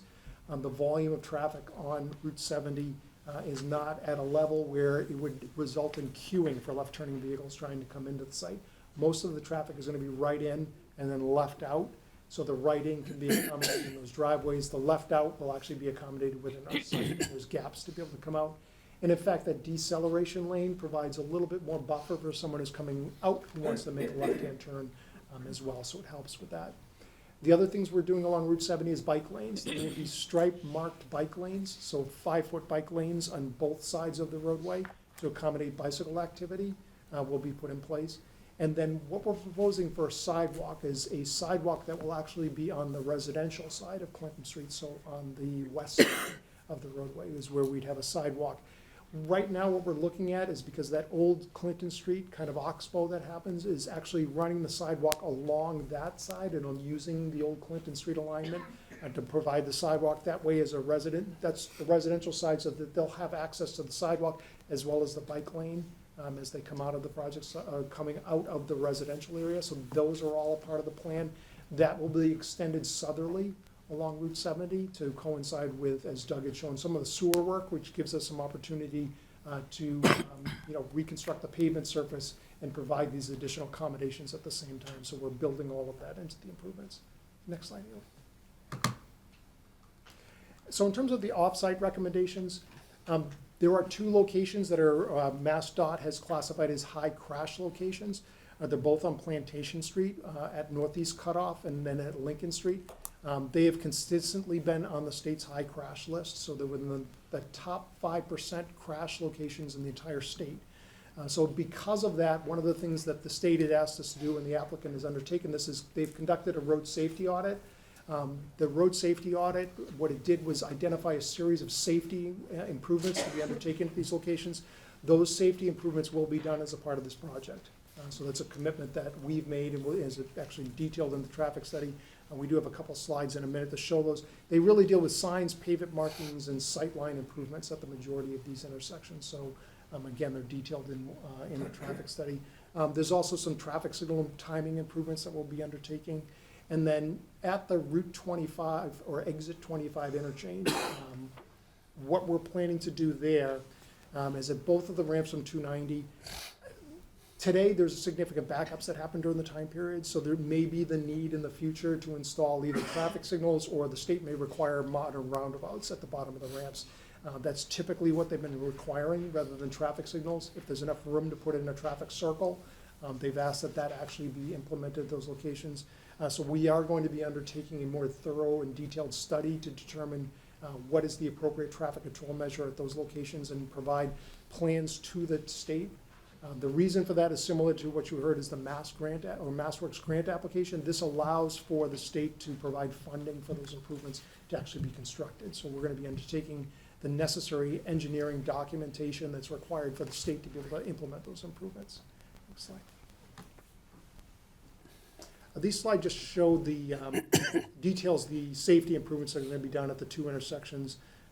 Again, more focused on sight lines, signs, and pavement markings at those intersections. So this is the northeast cutoff Plantation Street intersection. Next slide, please. And these are the improvements at Plantation Street and Lincoln Street. Again, safety improvements that will be undertaken as a part of the project. I promise, I think there's just 2 more slides. This slide is the Transportation and Management Program. Very briefly, these are a series of measures that we will undertake as a part of the project to encourage carpool, vanpool, walking, and bicycling to the project site.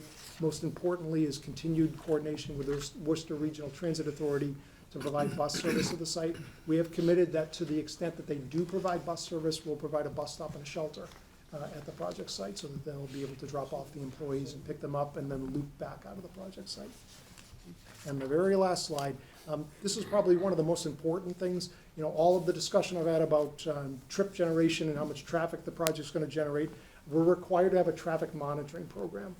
And so I would presume also would be included in any local approvals, but the state requires that we do this. So we need to go back out and do traffic counts at the driveways to the project site to demonstrate that the amount of traffic we're producing is consistent with what we've estimated in the traffic study. So not only are we monitoring, the other part of this is if we aren't exceeding those volumes, then there's certain things that we have to undertake, which is basically additional monitoring and additional mitigation. So it goes beyond some of the improvements I've mentioned, but this is one of the things that keeps us in line or keeps us in bounds with what the board has heard and has been represented for the project, its impacts, and what we've mitigated, that we're actually in line with those numbers. So I apologize that I went on probably a bit too long, but hopefully this will help with any questions that you might have. And certainly we'll be back in March to respond to any peer review comments. So thank you. Thank you, Jeff. Thank you. Thank you, appreciate it. So we appreciate the board's patience, but the high level one is important to make sure that you understand exactly how the project fits on the property has been given a lot of research, a lot of detail, and the impacts it has on the surrounding traffic has also been deeply studied. If you'll allow us, the other things that we'd like to touch on just at a high level is give you an idea what the building's gonna look like, the factors that we're taking into for sustainability, which we know is important to the community. And we have submitted a detailed fiscal analysis that is part of your packet. And we want to at least touch on the high level of that because that's been part of the underlying purpose of working with the town for the 4 years, is to diversify the tax base within the town of Shrewsbury, make this industrial property, unify it in that fashion so we can do it. So if you can give us just a few more minutes to touch on those. Thank you. Thank you, Attorney. Thanks, Jeff. Haley? I'm going to go to the video. I think I need to stop sharing real quick. Bear with me.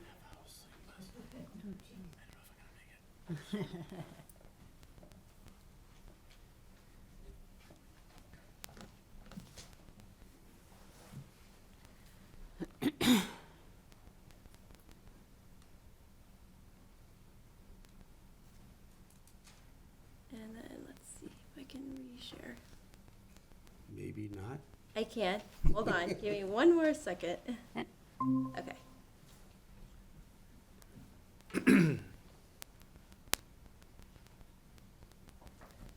So if you're like me, it's hard to see what the buildings will look like on 2D. So we put together a 3D rendered video of the site.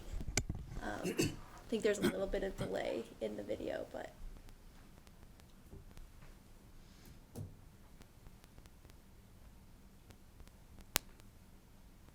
So these are the 2 parking areas that Doug mentioned.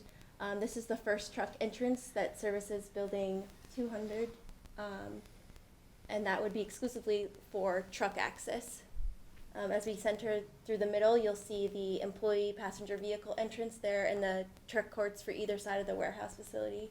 And then finally, the last curb cut to the far north is the truck entrance that serves Building 100. Again, this is just a scaled back view. That's Route 70 to the bottom of the screen.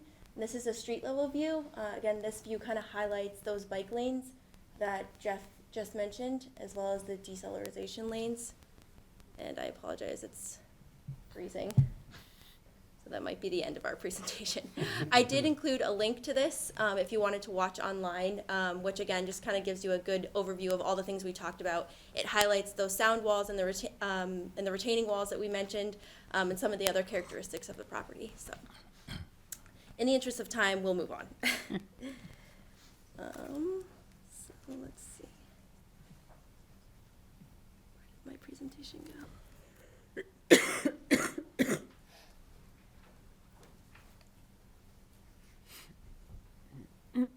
Okay, there it is. So the next slide is just to highlight some of the sustainability that we will implement as part of this project. As many of my consultants and attorney have mentioned, this project is under the MEPA review process, under the jurisdiction of MEPA. So we will be submitting with our draft environmental impact report later this month a full greenhouse gas analysis. But just to highlight some of these things that we're implementing into the project, we will meet and exceed the new 2023 stretch code requirements.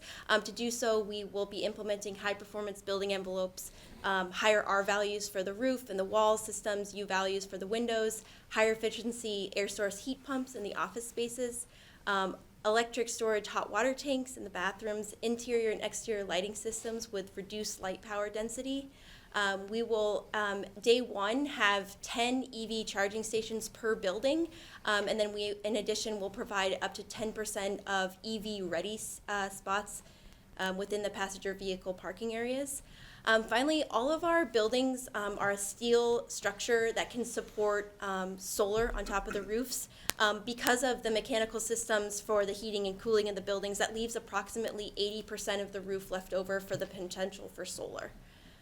So that's the sustainability. And then finally, as Mark mentioned, we submitted a full physical impact analysis. We hired RKG to conduct this study. I'll just highlight in summary what it basically says is what we'd expect with these warehouse facilities. They generate significant tax revenue to the town with very little impacts on municipal services, police, fire, DPW administration. So what this figure on the top of the page indicates is that the existing site value of the 100 plus or minus acres of the site is valued at approximately $4,870,000 today. That generates approximately $60,000 to the town in tax revenue for property taxes. Upon completion, based on discussions with the tax assessor in the town of Shrewsbury, we estimate the future value of the building to be approximately $53 million, which generates approximately $664,000 in annual recurring tax revenue for the town. So that's annual every year for the lifeline of this project. Table 1, again, takes into consideration that these warehouse buildings do provide significant tax revenue, but they do have some impacts on municipal services, and so we account for those based on this. So once you reduce out those costs and the obviously as-is tax value of our existing real estate, we end up with a net fiscal benefit for the town of $516,000 approximately, give or take. Again, the full details of that study can be found on the project website online. Finally, I just wanted to highlight the permitting schedule, unless you wanted to take this slide, but we talked about ad nauseum this evening that there'll be many more hearings after this to talk about specific subjects of the project. We have laid them out today the best we can based on our peer review timelines, so subject to change, but those are included under the planning board timeline. Later this month, we'll be filing our notice of intent with the Conservation Commission and expect our first hearing to be on February 20th in front of their board. Again, I mentioned that we're under the MEPA review process for this project because of the state agency action needed for the MassDOT vehicular access permit, and we will be planned to file our notice of project change and draft environmental report later this month with the MEPA office. with a final environmental report pending the scope that we receive. As we mentioned as well, the MassDOT curb cuts that are required for the project will be a process that goes on following our receipt of the MEPA certificate, hopefully later this year. So with that, that's our presentation. Thank you. Turn it back over to Attorney. And as I mentioned, I think at the beginning, you are engaging peer review consultants for all of the disciplines. Obviously, you'll be getting their reports. They'll be covering the things, anything that they questioned or want further study on, we'll obviously be responding to. So that's part and parcel of it. We're really just looking this evening to give you this information, give it to the public so they can understand the process and the extent of the development and how much work's gone into it. And just hear if there are any other particular concerns that aren't self-evident of the 14 intersections that Mr. Dirk referred to, the stormwater, the sound. We know those things. We think we've covered them, but we're gonna have a lot of time to talk about them. If there's other things, then that's what we want to hear from you. Thank you very, very much for your patience. Okay, thank you. Questions? Yes. As you all mentioned, you know, there'll be more meetings down the road that get into the specific issues. So we will be talking more about the traffic and all these other issues. On the MEPA process, first I want to make a comment for the public. You know, it's a public involvement process. You may have already commented on those projects, so continue to comment during the remaining process, especially on the traffic issues. You know, MEPA looks at the traffic issues in pretty great detail, so that would be helpful. I am also very appreciative of the fact that you folks proactively have included the traffic monitoring part. You know, it may partly be requirement under MEPA, but at least locally here in town, some of the projects that we reviewed and approved, that part has come in very what should I say, helpful in the sense that, yes, with all the models and tools we have, we do all these projections and build these things, and suddenly things don't work like the way, you know, and later on your analysis would show whether it's working the way it was intended. If not, at least we can make improvements so that, especially on the traffic side, you know, we can make those improvements. And lastly, this area, as you know, is a sensitive area in terms of the town's water supply. So there is Zone 1 and Zone 2 in that area. Zone 2 is the contributing area for the town water supply wells. And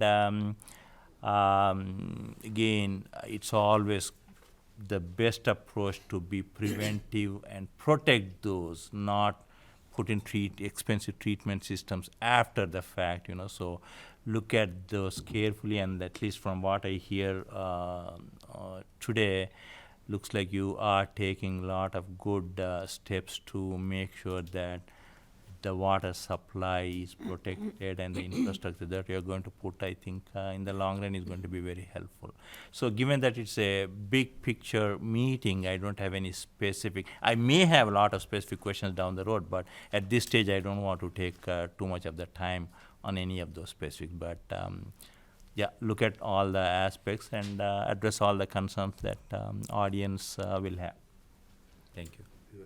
I think follow up on what Perna just said about the water. I think you've heard that since you first walked into town. You know, we met with a couple of us met with Mr. Goodman, and he asked us what the most important things were.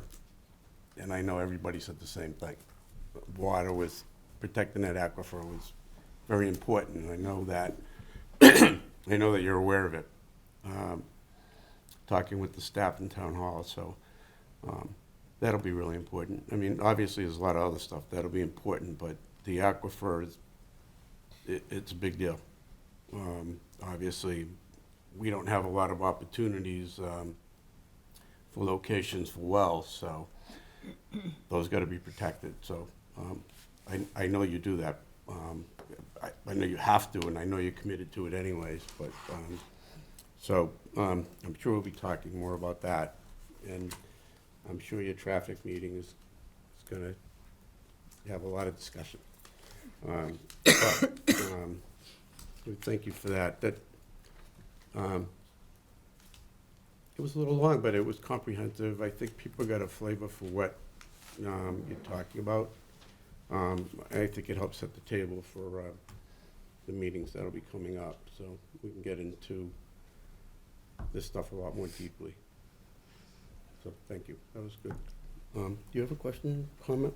I don't, I mean, it was very comprehensive, presentation, and I appreciate that, and I, much like my colleagues here, I do think that, you know, as we get into some of the more detailed discussions, I think that there will be some questions that pop up. I personally, myself, right now, I'm more interested, I know we have a lot of people in the audience, and I know that you want to have the opportunity to kind of collect any additional information from them so that you can be responsive to them as well. So, I mean, I'd like to save any of my silly questions and comments for now, and, you know, provide the general public an opportunity. Okay. Ms. McGuire, do you have anything to add? Thank you. Similarly, so we will issue a formal letter at a later time. Obviously, it's a complex project, and we're coordinating with a number of departments that have already provided comments, and we anticipate additional comments. So we will follow up with a formal letter with our review as well, but at this time, we don't have anything to add. Okay, good. Okay, so, okay. Now we'll take questions from the residents. A couple of things. Please state your name and address for the record. And you will stay here until you get questions asked. But try not to ask the exact same question as someone else. Just, it'll help move it along. There's a lot of people here, and I'm anticipating a lot of people are gonna wanna ask questions. So, we'll take it, and we'll see how it goes. So, if somebody would like to make a comment, ask a question, if you could come up to the microphone, please. And the reason for that, yes, ma'am, do you wanna come up? Is because the people watching on TV can't hear unless you're at the mic. At the beginning, Gretchen Nolan, 20 Bosworth Road, Shrewsbury. At the beginning, there was a mention of a project page where I would get information about what this project. Where can I find that? Yep, so if you go to the town website and you go to the planning board page, we do have projects in permitting. There should be a large button right on that front page. When you click on that, you can see all of the projects that we have in permitting or under construction. And so that will collect all the materials that we have. You'll be able to see all of the reports and meeting materials, information that the board has. Everything we saw tonight? Correct, yep, we'll have the presentation that was provided tonight. We have the community outreach meeting presentation, so everything that has been done up until this point, we have all of that information available. Thank you. Okay, anyone else? Yes, sir.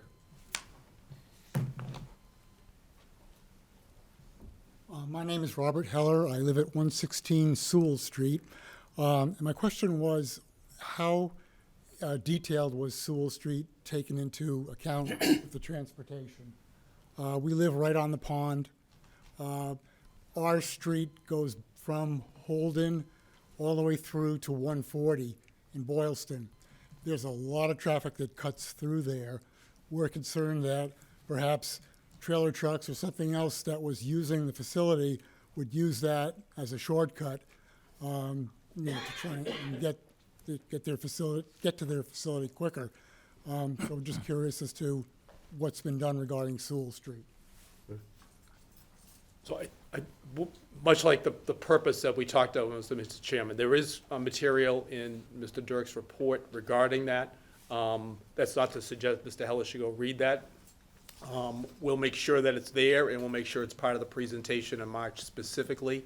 And as to the issue of truck traffic, we'll make sure that Mr. Dirk's conversant in that topic, and we can answer it at that time. It doesn't have a short answer to it, and so it becomes a little bit of starting to pull the, Well, it has a bit of a short answer. Sewell Street was studied, correct? Sewell Street was looked at, wasn't it? Jeff? Thank you. Yep.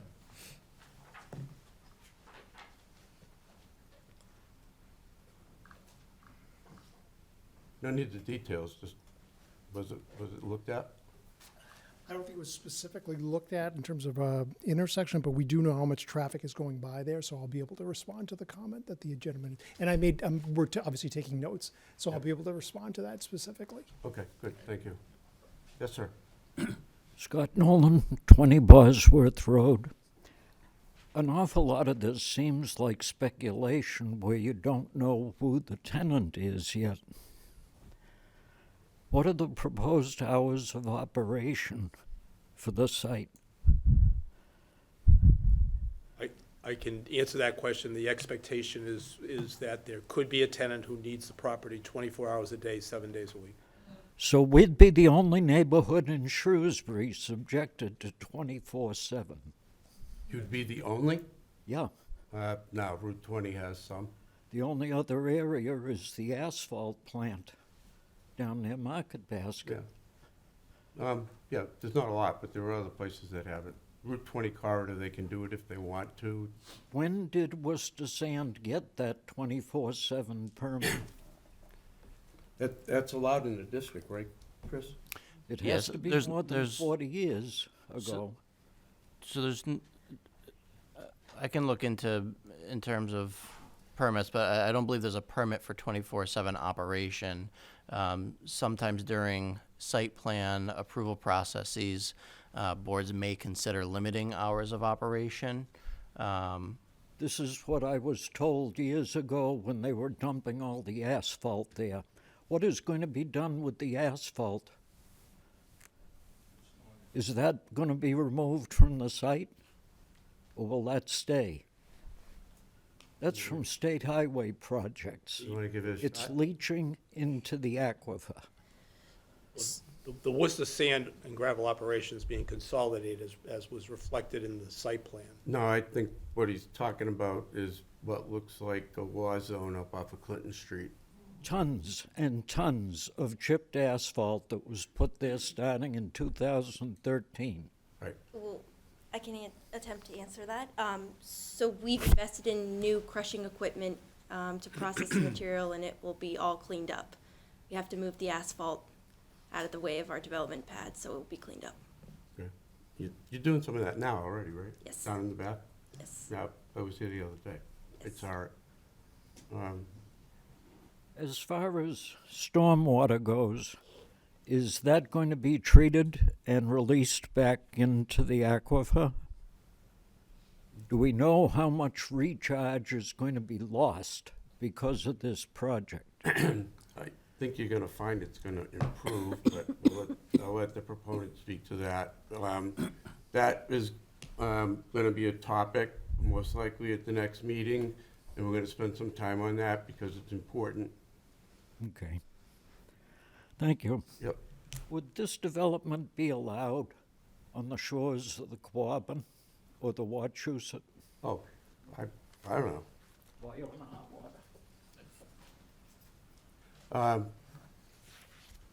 Anyone else? I got a couple of questions. Yes, sir. I'm Dick Berg. I live at 4 Main Street in Boylston, but I also... Can you go to the mic, please? Dick Berg, 4 Main Street, Boylston. But I also own 150 Rear in Shrewsbury as well. Now, you folks had just purchased the 150 Main Street, correct? And I noticed in the pictures that that house was gone and it was all nice trees there. Is that, are you moving things down more, or is it originally where you started from where the old building was? I don't know. Is that Rear Street? So I'll show you where he's talking about. So Talking the about in Boylston, sir? Well, I'm the first house in Boylston, 4 Main Street. I know it's And, I mean, my land abuts this house. Worcester Sand and Gravel or now this new project. So we can- And actually, I have a 1/4 acre that's in Shrewsbury that jets right down into the pit there on the corner. And I know they just purchased that Eddie's house there, 150. And I noticed in the pictures the house was gone, but I don't know if they moved the driveway over so that it's gonna be right on my driveway, or if they. the dr- So the short, do you want me to try to answer? Oh, sure. That's all, what I wanted to say is that the house will come down as part of the project. The driveway will be within the house lot itself, but not going any closer to your property than where the house is today presently. Well, the house is, I mean, my driveway, my house is 15 feet from his house. There's the house there. Yeah, Okay. there's the house. Got it. Well, you- that's, so it's- that's, moving the that's on our driveway up. property. The That- driveway is located off of the house footprint, away from your house.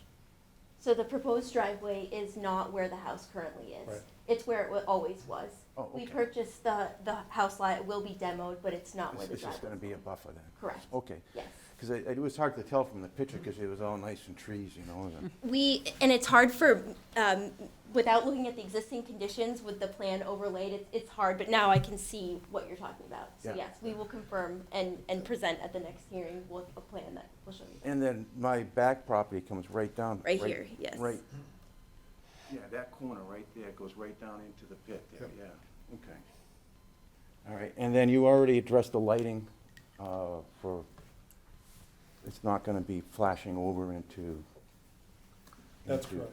Yeah. Yeah, I didn't okay. interrupt you, Well, but yes, the design was done in a manner to provide house cutoff shields on any of the fixtures, so you're Yeah. not getting direct light glare coming into your Mm-hmm. residence, and that there's no light wash across the property lines.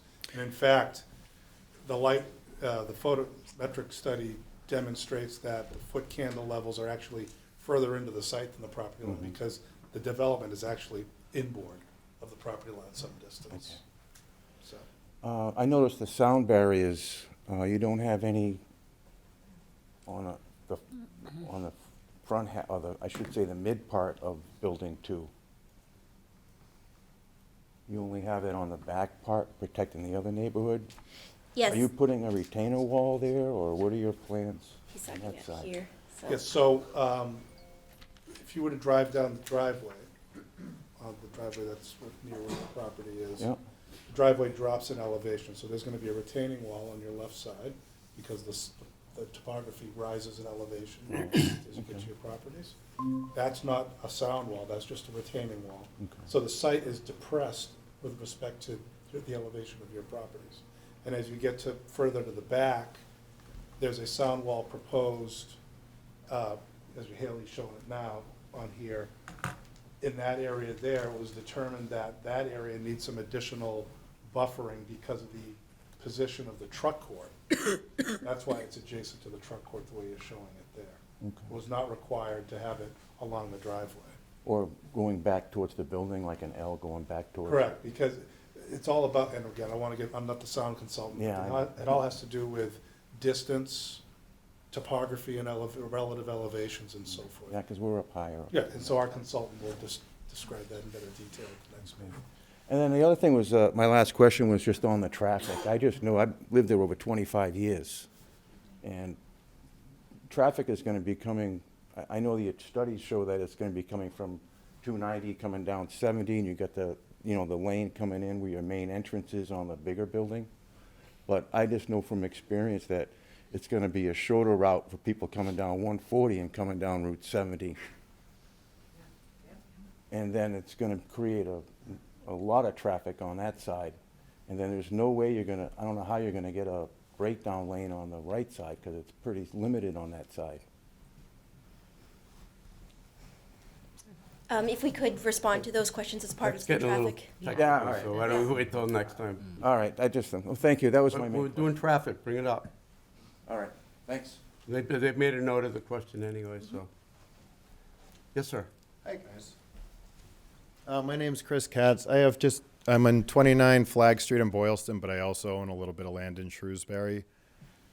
And mine's also sound wall related. So if you look at the north side where it's heading east, the sound wall, just past where the sound wall stops, Worcester Sand cleared a whole forest of trees that used to block our view. And now we're looking right into the pit, right in that overflow pit, and there's no sound wall and all the natural trees have been taken down. Do you guys plan on addressing that at all? To replant natural tree buffer, is that what your question? Yeah, and sound wall or anything, I'm gonna be looking right at the construction and right at that back parking lot on the north side, the loading zone, right out my front window. So the landscape plan proposes some planting in that area, some ground restoration. Is not proposed to reforest everything that was cut in that area, or in other words, replant it so that there's all trees. The landscape plan will demonstrate where the limits are, but understanding your concerns, we'll take that back to the office and we'll have a look at it. Okay, yeah, it's gonna be, we had a neighbor that was there for over 100 years, and then 4 years ago, they started clearing down the trees so they could process all that fill, and we've been staring right at the rock crusher for the last 3 or 4 years now, or however long it's been there. Okay. And then regarding the sound wall, again, that's based upon the model done by our consultant. The length of it, the height of it, and its relationship to the truck court, the topography, what we call the sensitive receptors, which would be your home, are all incorporated into this model. And so therefore, that's what establishes what is required for the sound wall length, height, and so forth. And as I stated before to the other abutter, we'll be discussing that in more detail. Okay, just something to bring back to them that. Yep, absolutely. Thank you very much. Yeah, we're looking right at it. It's like the sound wall stops, all the trees are cleared, and it's just wide open right to that warehouse now. Thank you. Thanks for bringing it to our attention. Okay, anyone else?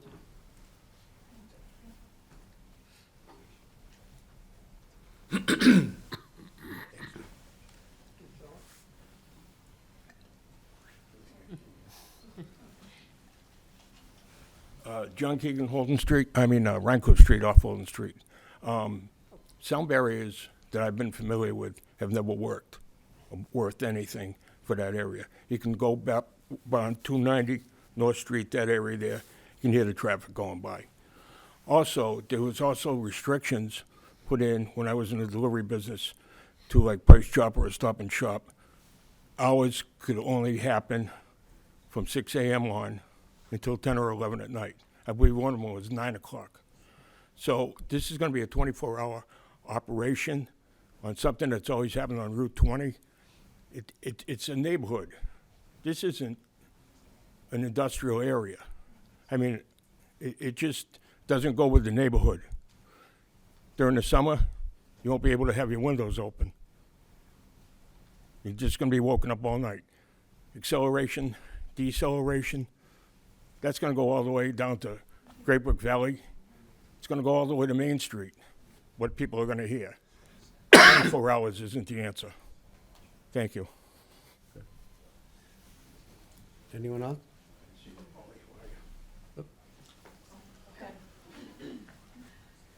Hi, I'm Paula Tebow at 121 Clinton Street. So my house would face directly of the parking lot. Just a few quick comments, if they're addressed with the traffic issue, is weather and lighting. So whether or not the parking lots, which are expected to have about 500 or so spaces, if that would be lighted, given this is a 24/7 hour operation, safety concerns, bus stops, people coming in and out of those parking lots in the middle of the night, right across the street from our house. You mentioned the sidewalk would be on the residential side, but will there be a crosswalk to cross that busy highway from the residential side over to the office park? And then I just had one other. Oh, our house is right next door to J&M Market, so I don't know if there was consideration taken into the facts that with the increased level of employees and visits to the store, that it would increase traffic on the residential street and impacts there. Thanks. Thank you.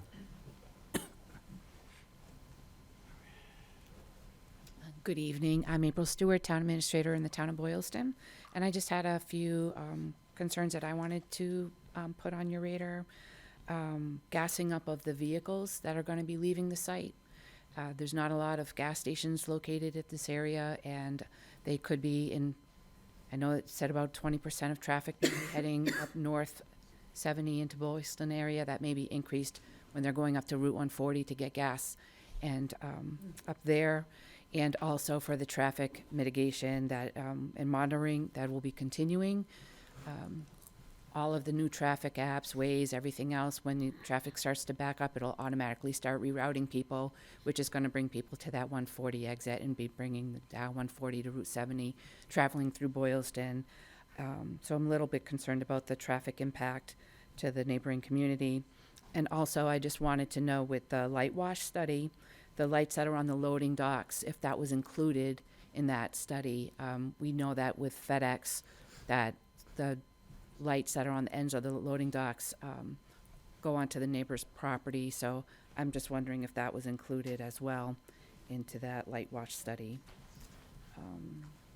Oh, and also when you get through the permitting process, if I could encourage hiring of local labor to help with the process, that's always desired. Thank you.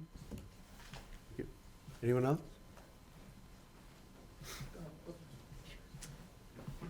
Lori Dawson, 42 Sewell Drive. Several of us were at the community meeting for abutters in December and had some questions that we were told would be answered tonight. And I know, given the hour and the intent of this meeting, that that's not likely to happen. But I'd like to know when we might expect answers to those questions. Some of those things were similar to other things that were brought up tonight in terms of traffic. I live right on Newton Pond. When the town rebuilt the dam, it was built so that the water level was lower, and it has already impacted the quality of the water on the pond. The east-facing detention basin looks relatively close to Newton Pond, so I'd like to know about that. But there were several other questions about Worcester sand and gravel piece of it. And traffic, noise, etc. So I know that you said that you would take notes and get back to us, given the hour. When might that happen? Sure, I can respond to that. So yes, we did take notes and record the meeting so we could respond to all the comments that we received at the community meeting. I believe what I said was that I would allow my experts to present the subject matter and hope that they could answer the questions. If not, then certainly we will provide additional answers to those questions. I think that majority of the questions asked pertaining to the project that we've presented this evening will be answered, and certainly if not, then we'll provide additional responses. In regards to the Worcester sand operation, as Attorney Donahue had mentioned, separate of this application in front of the board this evening, we're committed to meeting with the neighborhood separately to discuss the Worcester sand operation, but wanted to limit discussions this evening to the project in front of the board. I didn't know, Attorney, if you wanted But just, I want to make sure people are clear. The gravel operation is not part of the scope of this project. That's correct. So you offered to talk with the abutters, the neighbors, but it's just important everybody knows that's not part of this project. So it's not really under the purview of this board, okay?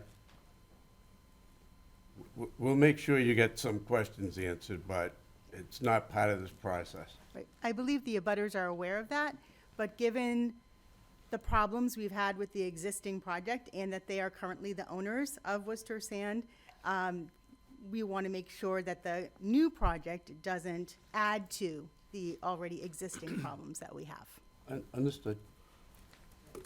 Just with regard to that, if I might, Mr. Chairman, a process for that communication, which is more than just during the permitting process, but since Worcester sand and gravel is going to be there for an extended period of time, would make sense. I have some thoughts on that. I think perhaps Mr. McGoldrick and I can talk about what role the town wants to play and can play, and perhaps come up with something that would, not just be for the spring of 2024, but be something that would provide for the communication of what the issues are, the operator be able to express what he's got going on, and we can brainstorm some ideas and develop those over the next few weeks, I think. Okay. Thank you. Anyone else? Thought I saw somebody. Mr. Chairman, my name is Joe Giarusso, 59 Sewell Drive. Just a few points that are specific to our neighborhood. We have 7 houses that are along a dirt road that abut Newton Pond and will also abut this project. First thing I want to make sure of is a letter from my neighbor, Dave Gerber, to Mr. McGoldrick on 14 December. Has that been entered into the, I just want to make sure that was entered into the record? Should be. Okay, so our concerns have to do with, of course, we've discussed noise.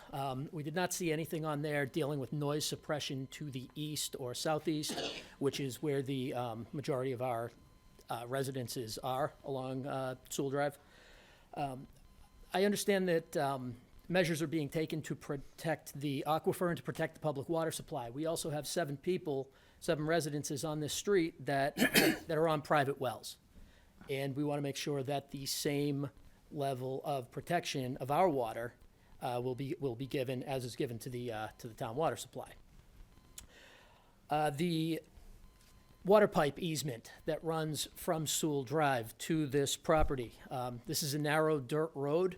We do want to make sure that there is uninterrupted 24-hour access during the construction of this for fire or other potential emergencies that could arise down there. And finally, any potential damage to the road that could result from this or from traffic to, say, maintain this pipe. It is kind of a delicate situation down there. We want to make sure that this would be taken care of. I know it's a private road. The town does not maintain it. We do. So we would like to see some maintenance of that as well. Thank you very much, Mr. Chairman. Thank you. Mr. Aware of this? Sorry? Is this, wait, just one second. You are aware of that issue, right? Yeah, so that was brought up at the community outreach meeting as well. And so just briefly, and I think DPW is more equipped to speak to this. I can touch base with them. But just in terms of Sewell Drive, I do want to reiterate, I did kind of go back and discuss with that department some of the concerns, and just a caveat, but Sewell Drive actually is not even a private road. It is, in essence, a common driveway, so that added somewhat to the complexity of the issue, but we're aware of it, and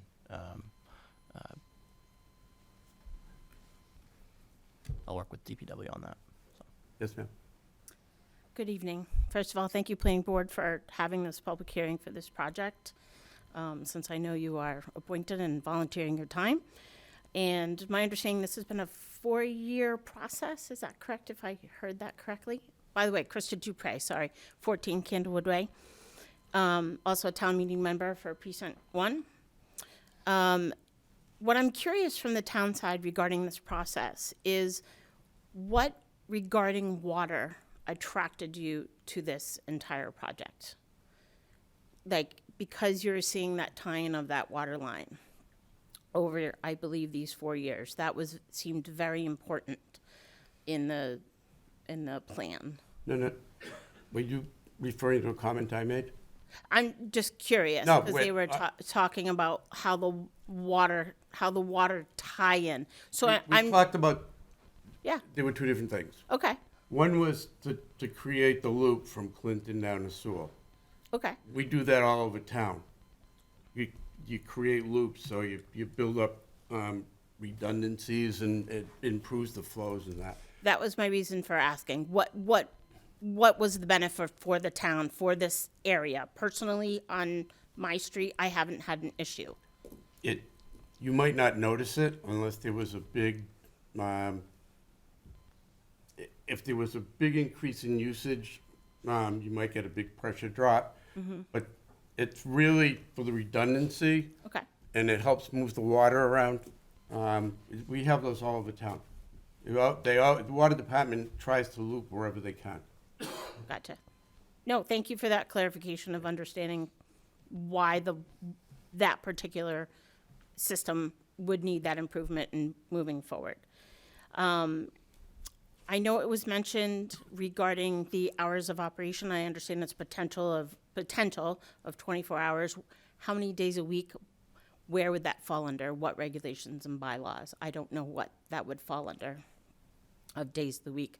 Currently, Worcester Sand and Gravel does operate through Saturday, not Sundays.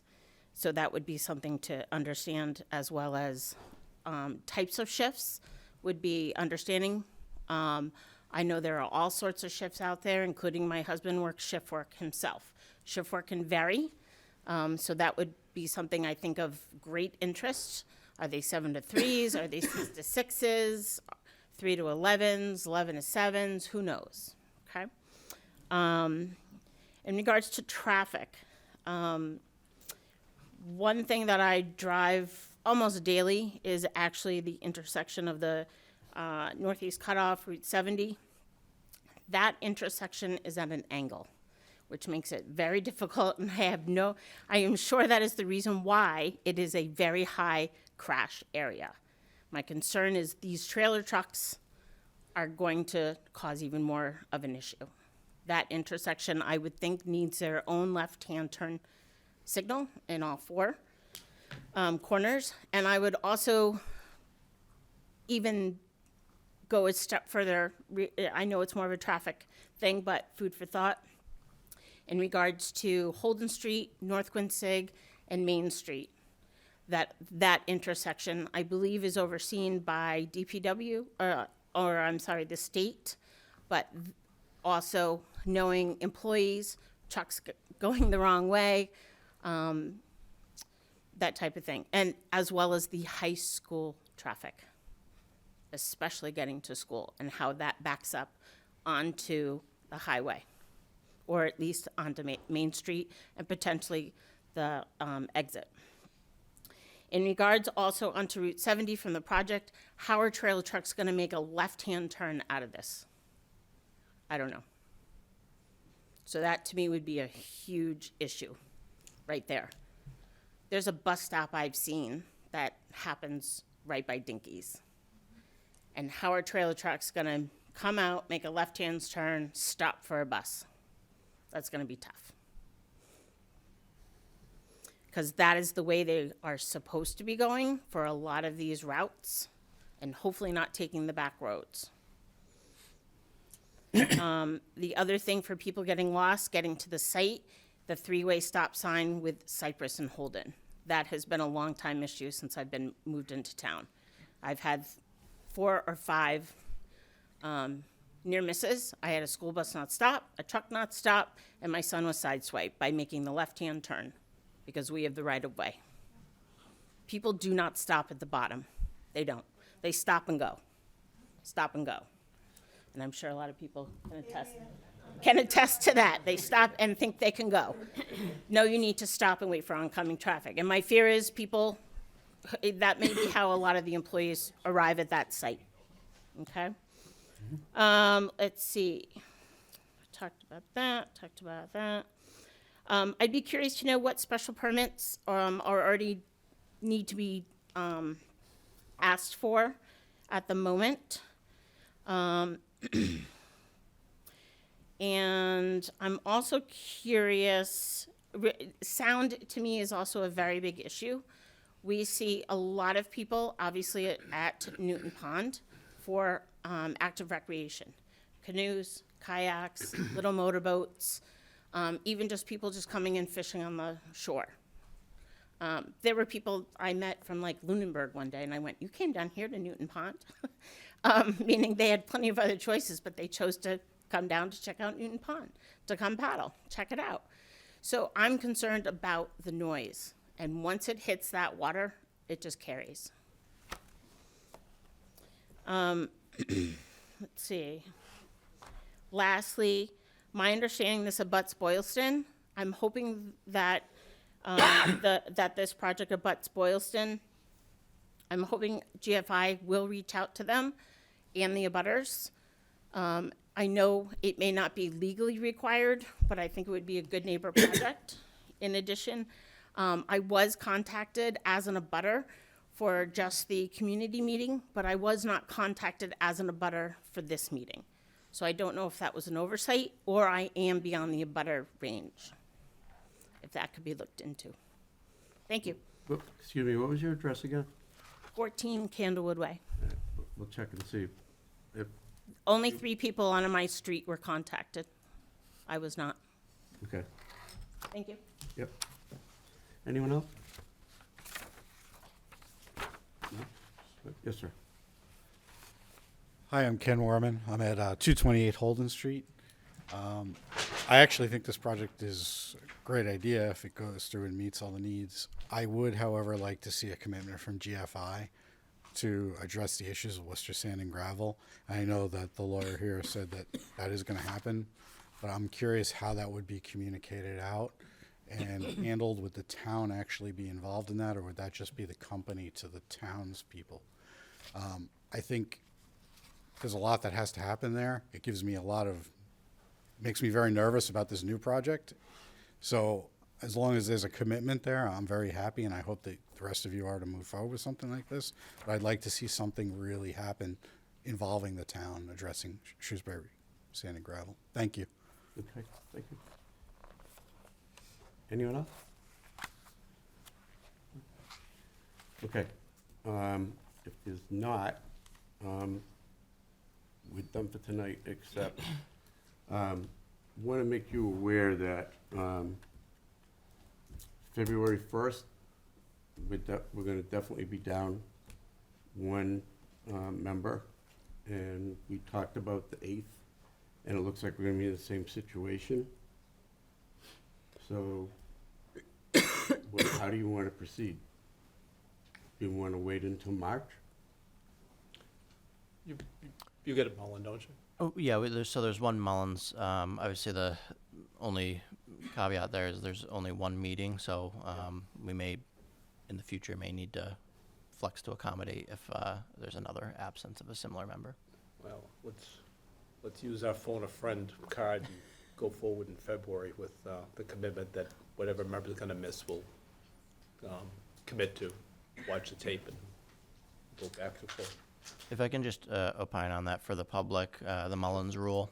So what that is for board members, it's a statute that allows them to not be present at one meeting. They can then provide an affidavit that they've watched the video evidence and they're aware of the essentially what was discussed at the meeting. And that allows them to continue to participate in the meeting. By that statute, they're only allowed to Mullins in for one meeting. So they would not be able to miss a subsequent meeting and still retain the ability to vote. So just wanted to explain what that was. That's the Mullins rule. That's the Mullins rule, correct. But if somebody was to participate remotely. Correct, that's separate. That's not part of it. That's correct. We'll have to see, we'll try to work it out. That'd be better. I think to be on the safe side, I think we should shoot for the 8th, but that's up to you guys. I'm fine with that. Just push it back a week. Is that okay? Just tell us when and where.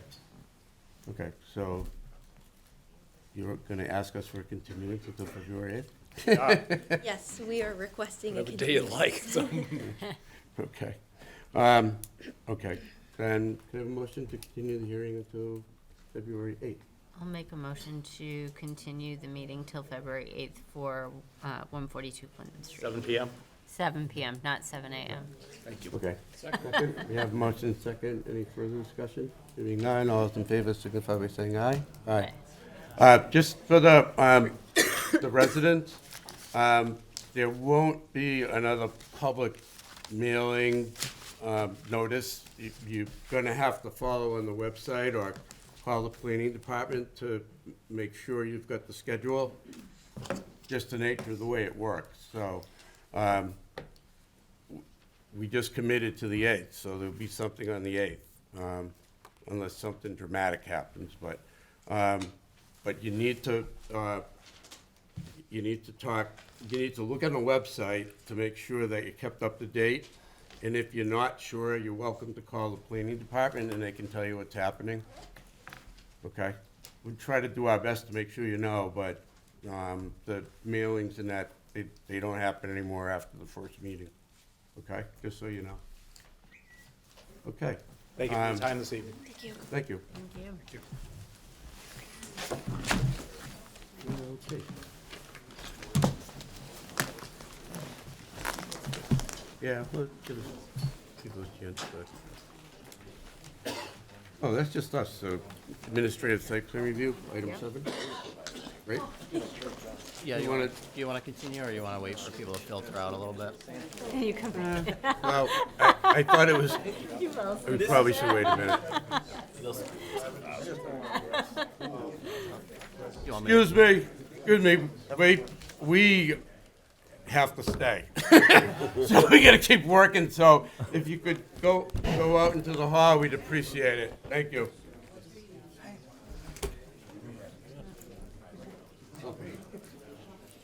Like I said, reveal schools 1,000 times worse. Oh. No, these people are all asking legitimate questions. No, I say we didn't get yelled at. Okay. Mr. McGilvery. I can speak up. For new business, so we have a number of. Yeah. That's all right. Real school is worse. So for new business, we have a number of administrative site plan reviews. I can take them in whole or in part if we'd like. Just a brief reminder of administrative site plan review. What that is, it's determination by the building inspector in terms of the site plan criteria. We do offer the planning board the chance to comment on them, and that's incorporated into the building inspector's final decision. So we have a number of projects for administrative site plan review. All the materials, I believe, have been provided. The first one, 779 Hartford Turnpike, which is Emily's Realty, is proposing an expansion of their existing facilities. They have an existing showroom, and this will add some warehouse space towards the rear of it. They are currently before Zoning Board of Appeals for that special permit for the expansion of their property. And so part of that, this is part and parcel with that, is that they do need the additional administrative site plan review. Okay. Anybody have any comments on that? No. From what I saw, I don't see any issue where it is. So the next think- one. Are we good with that? Yep. Yes. Okay, thank you. Good. So the next one, 504 and 512 Boston Turnpike.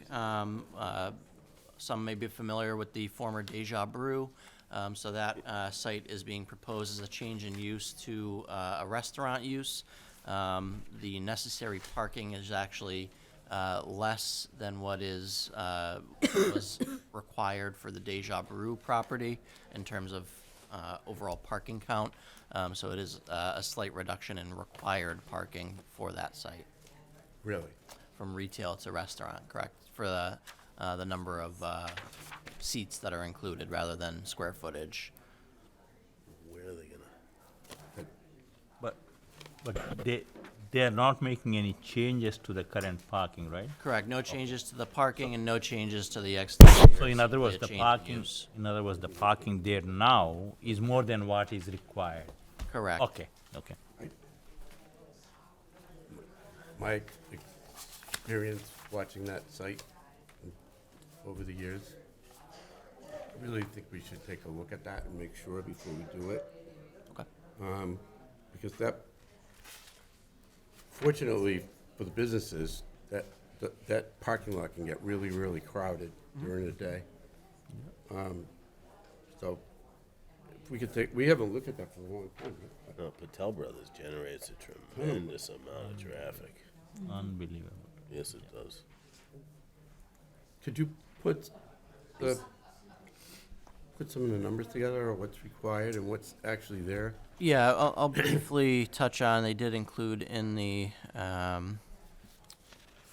but you and I, when we were prepping for the meeting, we and I went over that.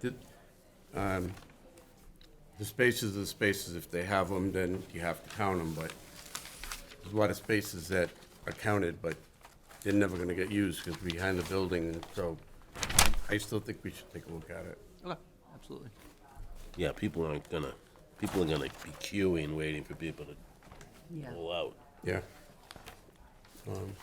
So if we could do that. Okay, take a look. Yeah. Okay, sorry, go ahead. And then finally is 715 Hartford Turnpike, which is a proposed contractor's yard. Again, so they were before the ZBA for a variance for setbacks, which was approved. And this is simply for then the administrative site plan review for that project. Oh. Did anybody see that plan? Yeah. Like, Small. I don't understand what a recycling yard is. Yeah, well, that's what I said. How much input do we have in that? I mean, legitimate input. I mean, we can give you our opinion. It doesn't mean anything. So comments, so, you know, it is forwarded to the planning board for comment. I think that's, you know. Site plan approval has to attach to an allowed use. Is it an allowed use? I don't know. So it is, so contractor's yard is allowed. Is the recycling part of it? So the threshold is, part of it is so why it's administrative site plan and not regular site plan. So at 10,000 square foot, it would have triggered full site plan approval, but it's 9,600 square feet and only But 7 the spaces. recycling part, though, The recycling, so whatever that is, because we don't really know. I know it says recycling yard on the plan, but the permitting as they propose it to us is under the contractor yard use. So that's how it's defined in the project narrative. Recycling, is it solid waste? We don't know. Is it hazardous waste? Is it? So, Yeah. Excuse me? The engineer is here. Oh, Oh, it's your James. project? Yeah. It's your letters. Come on up. Recycling area too, James. I would confess I don't know all of the details of the exact recycling, but as at least as related to me by the applicant, what they take various appliances, things that people are discarding. They take them and then they process them and deal with them at, their sent to their, I guess you could say, final destination or whatever. But they accept those things from residents and corporations, organizations, and then they process them on to, they're being finally disposed of. Sounds like a transfer station. I guess in some ways that's a fair description. Batteries. I Excuse me, don't know. 1 second. Industrial Drive. There's I don't know if they call it a contract yet, but I can't think of the company that dumpster divers, whatever, they have a recycling. That is the same company. That is the same It's the same entity. It's Okay. Mr. Fashion. Yeah. What was required for that when they did it? Is it the same zone? Off the top of my head, I'd have to look. I'm not sure. I would assume the machine's going to be asking this at the time they apply for a building permit. Yeah. Can we look at this too? Sure. Do you happen to know, I know this isn't a hearing, but maybe you can illuminate us. Okay. Why is the recycling part in the front instead of in the back? He actually specifically asked for that so that people could, so that a citizen who drives in and is dropping off a stove, won't have to drive by other vehicles that they've got, et cetera. There's only parking for 7 vehicles. How many can there be? Well, I mean, they may have 7 vehicles parked. They may have machines also sitting there. So that was his intention, was to have that the general public wasn't driving by everything that they had elsewhere on the site. I would like to take a better look at this. It's, for a It's couple more of work for you, reasons. James. That's good. I'm not So, looking for more work. you know, but I don't want anybody saying, well, we told you there was recycling. Could we, I would guess I would say, so what you're really looking for, if I understand the conversation, is you're looking for some clarification about the nature of the recycling work there. I just want to make sure it Okay. attaches to an allowed use. I will, Right. I will ask the applicant to send you a description in greater detail so that you'll feel comfortable. Do you And happen if to, there's any information of. do you happen to know? It's gonna be fenced, I think, no? No, it would not be. We definitely gotta, No, okay. I will go back to the applicant and I will ask for some detail in regard to that part of the. James, I think it would use. also be helpful to. the have a operator might, sense- what, Julie? I was going to say it would also be helpful to have a sense of what's, I see the What it recycling means. areas is separate, but you're also Yep. talking about a 96,000 square foot building. What is occurring in that building? Is that the processing for the recycled materials? As Is I it understand, that's office? really a place for him to have his vehicles primarily. It's The- not. the garage. What? Yeah, largely. Yeah. I got more confused when we talked about it. So what we'll do is, I mean, given those comments and what we would do anyways is work with the building inspector on this Well- anyways to issue their final determination. I'll get more information in terms of, with the applicant, in terms of the specific use, deeper than just the contractor's yard as it was expressed. And I'll also look at the And- dumpster diver approval to see if there was any. If they're gonna have their trucks, plus that they're not counting in these parking spaces, unless they're parking them inside a building, that doesn't work. Right. I think we need to know. I And think- they're gonna be, just putting these appliances in the front of the building, you know? I think We had that Centene North, those people spent a fortune on that building. Aesthetically, this would be a disaster.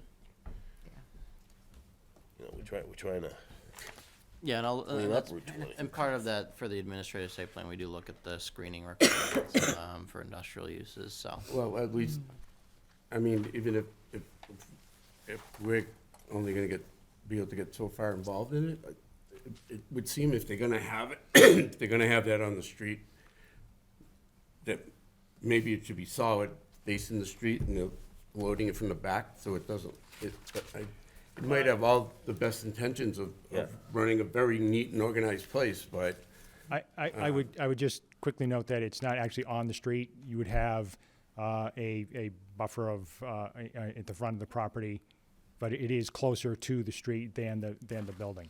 Yes. You mean a buffer of, Of not vegetation. a landscape buffer, just a buffer of a strip of land? And part of it woods that are just left in place. What's there now? Okay. I'm confused. maybe if anybody wants to take a ride by it, make sure we understand what we're talking about, and if we could get clarification on exactly what it means. And just if anybody's looking, if you drive by, it's that you see a billboard that's downhill of the Rothwell Spa and uphill of the entrance to Centec Park North. Right. That billboard is not in the center of the frontage of the property. It's a little bit left of center as you're driving by looking in. But that's a good reference. Right next to point. the Harvey. Yeah. Yes.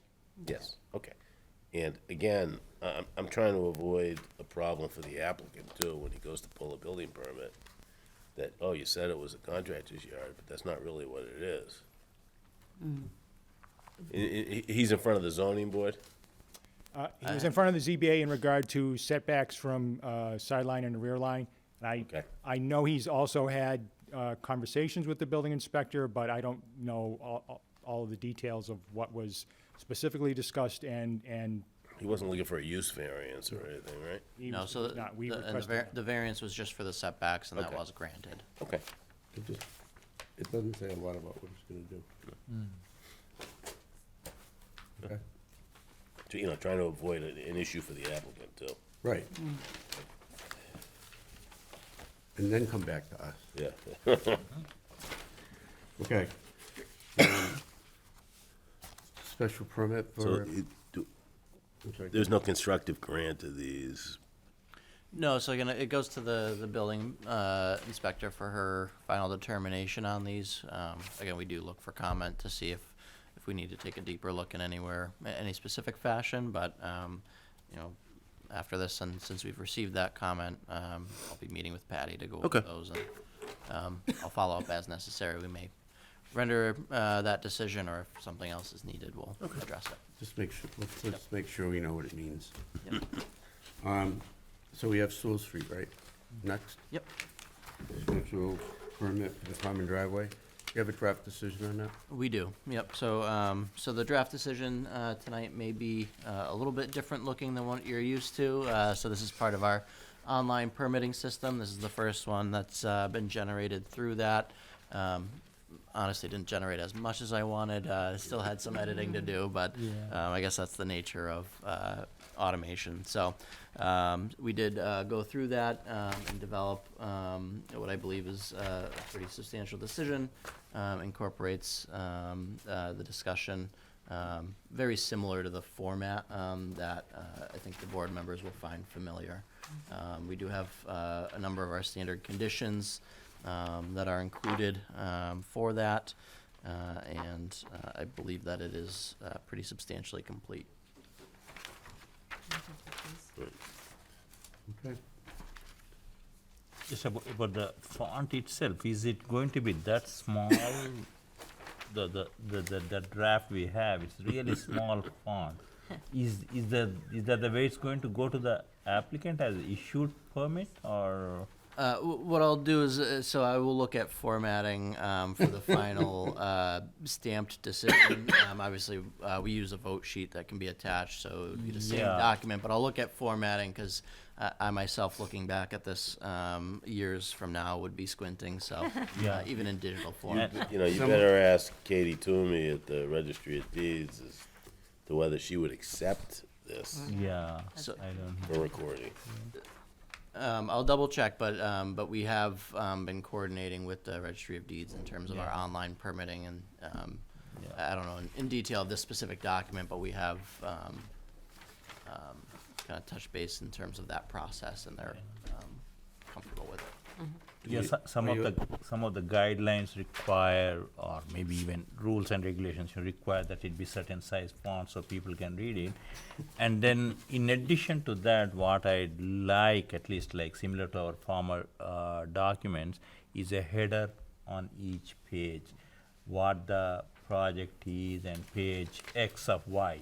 Yeah. Okay, so those two are important. Clearly, this font is a big part of it. Yeah, Yeah. that would be good. So do we have a decision that we can sign, the clerk can sign tonight? Yeah, it would be the vote sheet and the final page, and we can work with. Okay. Okay. So we have a sheet we can sign, then you can fix the font on this? Correct. Right, okay. So we have a motion to, We closed the public hearing, right? No. I think we closed. Yeah, so the public Last hearing time is we closed closed. it. Yeah, Correct. last time we closed. All right, and there were no waivers, right? That we have to Can I just vote double on? check the waivers? section? No, I don't think so. I believe there was there was? waivers. Let me just double check.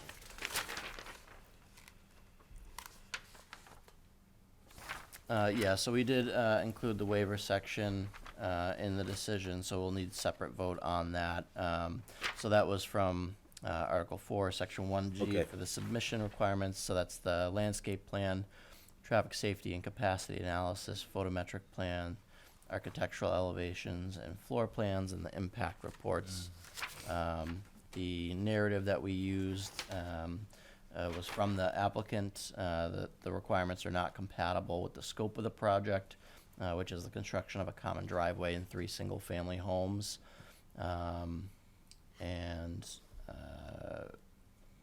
In terms of the discussion, we added that the reasons why the waiver is in the public interest is that the proposed common driveway will limit disturbance along Sewell Street and consolidate the number of curb cuts required to serve the newly created single-family house lots. That all makes sense. So we have to vote on each of these waivers individually? So we referenced, similar to the application, that that section with the specific, so I think we would be able to do one, unless the board wants to pull out specific waivers. No. But we could vote as one for that Okay, so specified section. I guess I would make a motion that we authorize the clerk to execute the decision entitled Decision of the Planning Board regarding application for special permits 36 Sewell Street, including granting the waivers relative to the waiver of the landscape plan, traffic safety and capacity analysis, photometric plan, architectural elevations and floor plans, and impact reports based upon our belief or finding that the common driveway will limit disturbance along Sewell Street and consolidate the number of curb cuts required to serve the newly created single-family A&R lots. Second? Second. We have a motion and a second. Any further discussion? There being none, all those in favor signify by saying aye. Aye. So voted. Okay. Zoning articles? Zoning articles. I don't have the draft language. I'm not sure if we provided the digital signage and the farmer's market definition. I know those are substantially complete. Still working on fine tuning the remainder of the MBTA community zoning and senior housing regulations, so I will have those certainly for the February meeting. We're anticipating advertising for those in February, so we'll have then a March public hearing at the March meeting to do the public hearing, which is required prior to town meeting vote, in line with that required timeline. So we'll have it on the February agenda as a discussion item, and I will have that language to you likely within the next week, if not the week thereafter, but really shooting for early next week to have that language to you. And we can go through those at that time. The last possible day we could advance these is probably the April zoning meeting. When's town meeting this year? I don't know if we have the specific date. Usually it's the third week in May. Yeah, we might be able to do it the first week in May. Right. We've got a lot of work to do. Yeah. FinCom has to have a hearing too, right? Right. So, yeah. Okay, so we'll just have to stay on that schedule. Yeah. Okay. You already talked about the February planning board meeting date, right? Yep, we did, yeah. So we'll be looking at holding both, but one was continued to February 1st. I'll reach out to them, likely work to get a continuance to the February 8th, and we'll meet on February 8th. Okay. But Perna can't be at the February 8th meeting, right? No, February 1st I can't be. Okay. Yeah. Oh, you can't, I thought you said you can't be, oh, okay. Good. That works. So the 8th works? 8th works, yeah. I know I'm not gonna make February 1st. Yeah. So we continued it to February 1st. No, you're gonna So we'll continue to the still 8th. need 3 members. We can advertise for remotely. We'll hold the February 1st meeting for just a continuance of that one hearing to the next week. Okay. If I can't make February 1, I can do remote. Yeah. For the continuance. So I can, if I can't physically be here, I can do remote. I mean, if you wanna do it, everything's just gonna be a roll call vote. I thought February 8th, everybody can make it, right? What? February 8th, we all can make it, right? So Yeah, but I thought Steve was asking if we were gonna have I don't, first. I can't sit on it, so I should shut my mouth. So let you guys figure it out, but. All right. You're gonna be here the 8th? 8th, yeah. I'm 95% sure I'm gonna be here the 8th. So, right. Chris? We wanna shoot for the 8th and forget the 1st. Okay, yeah, we'll work on coordinating that. So we do have one public hearing. That'll be for the 1st. But again, we can work on continuing that ask to the us to 8th. continue. Yeah. So we'll just need to have one brief meeting on the 1st, 3 members to continue those, but If you contact the applicant and tell him it's going to be on 8th, wouldn't that suffice, or if they? I just want to double check with the advertising that we can do that. We may just need to issue a follow-up advertising to note the new date. But I just, before I say one way or the other, I just want to make sure Donahue will logistically. tell you what you need to. Okay. We already got him to the 8th, though. Yeah, it's fine. Yeah, so the one we got. Okay. Zen City report? Yes, so Zen City report, I almost forgot about this. So part of what we've been doing for our MBTA zoning is additional public outreach. The town manager's office has been working with this new program called Zen City, which is a community engagement kind of model online. We were asked to be kind of a guinea pig for kind of using this program and seeing how it works. We found it was a good fit with the outreach that we were doing for MBTA zoning. So we had an existing survey. We were using the Google Forms model that we were able to easily import into Zen City. That survey is still available. We did provide some QR codes for people who were in attendance tonight, and that's also on the planning board web page. I encourage anyone who's interested in that to go and take that survey. What I wanted to do briefly is kind of bring up on our side what that Zen City really does, which is kind of the data and aggregating a lot of that engagement, so we get to see how people are responding. So let me just pull up the page. I will have a more formal report from the survey once it closes. We have a couple weeks left, so there's still some time for people to do that, and I'll put all of that responses into a formal report using that program. But I did want to just touch on what that looks like as we can track it in real time. So what we see, I believe it's popped up. So Oh, it's right there. yeah. So so this shows that we've had kind of our engagement of the survey. So we've had 81 total starts of the survey. 61 people have completed it entirely. So that's a 75% completion rate. Just as a caveat, if people skip an answer, it doesn't consider it completed. So we are able to see and are actually able to filter out and view whether it's all of the answers or people who have skipped questions. So for tonight's purposes, we'll keep it as just the entirety of what's been responded. So kind of just briefly going through these, and again, I'll have a more updated review, but just showing some of the data that we get to track in real time. So these are the actual questions that we had in terms of the survey questions, and what you can see is it develops an answer for us, so we can see the importance of a requirement for affordability. We see that people, that strongly agree, but there is kind of a curve to that in terms of agreement. So again, it just allows us to really review those in real time of what the responses are and how the community is engaging with those. Let me try and get.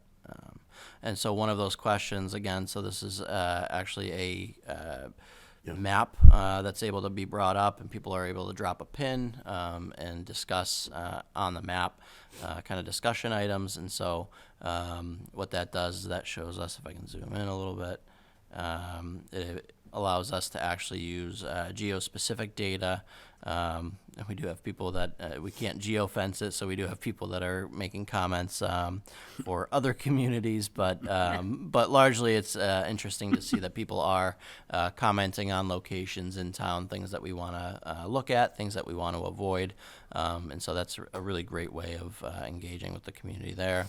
And then I believe, so some of the other data that it shows is so they can place comments there, and it also creates for this project a discussion page. We actually don't have any engagement on that discussion page, but it allows kind of a live feed that people can discuss topics. We just have 2 test comments in there currently from staff, but so that feature does work. No one's used it yet, but again, it allows us a lot of different ways to kind of engage with the community, specifically on this project, and then obviously the town manager's office is able to use that, and there's other modules and features that they're able to use the program more broadly. But again, we've seen 81 responses within approximately, I think it was 2 weeks.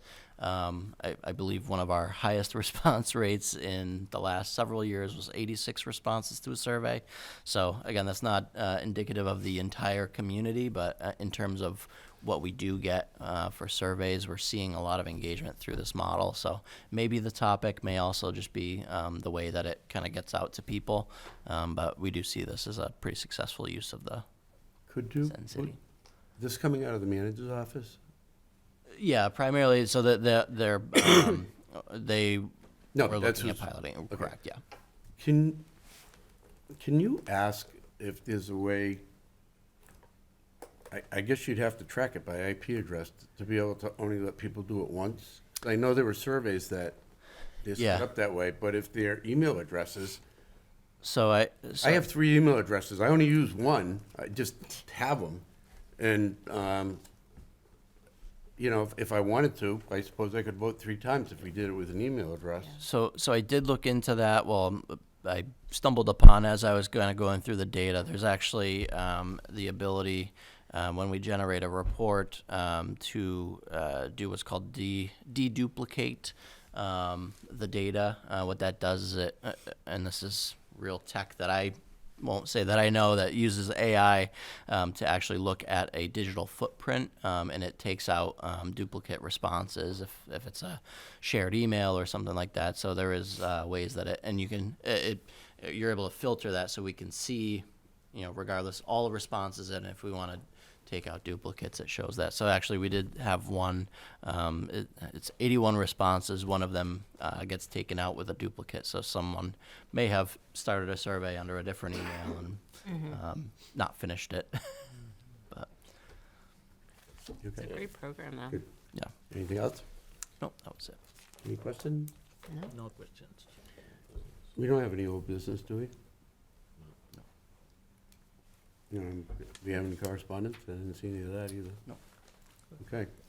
Then, This gentleman here for something? Sorry to, don't want to interrupt you, but that deja vu thing, right? I'll be the tenant if the towns approve that. So when I was talking to landlord, they'll say they'll present, so there's a lot of noise, so I didn't hear that. What will be the next step? Sorry, which project was this? Deja Brew. Oh, so what we'll be doing is we'll be going back to the building inspector. So she has the final approval step for the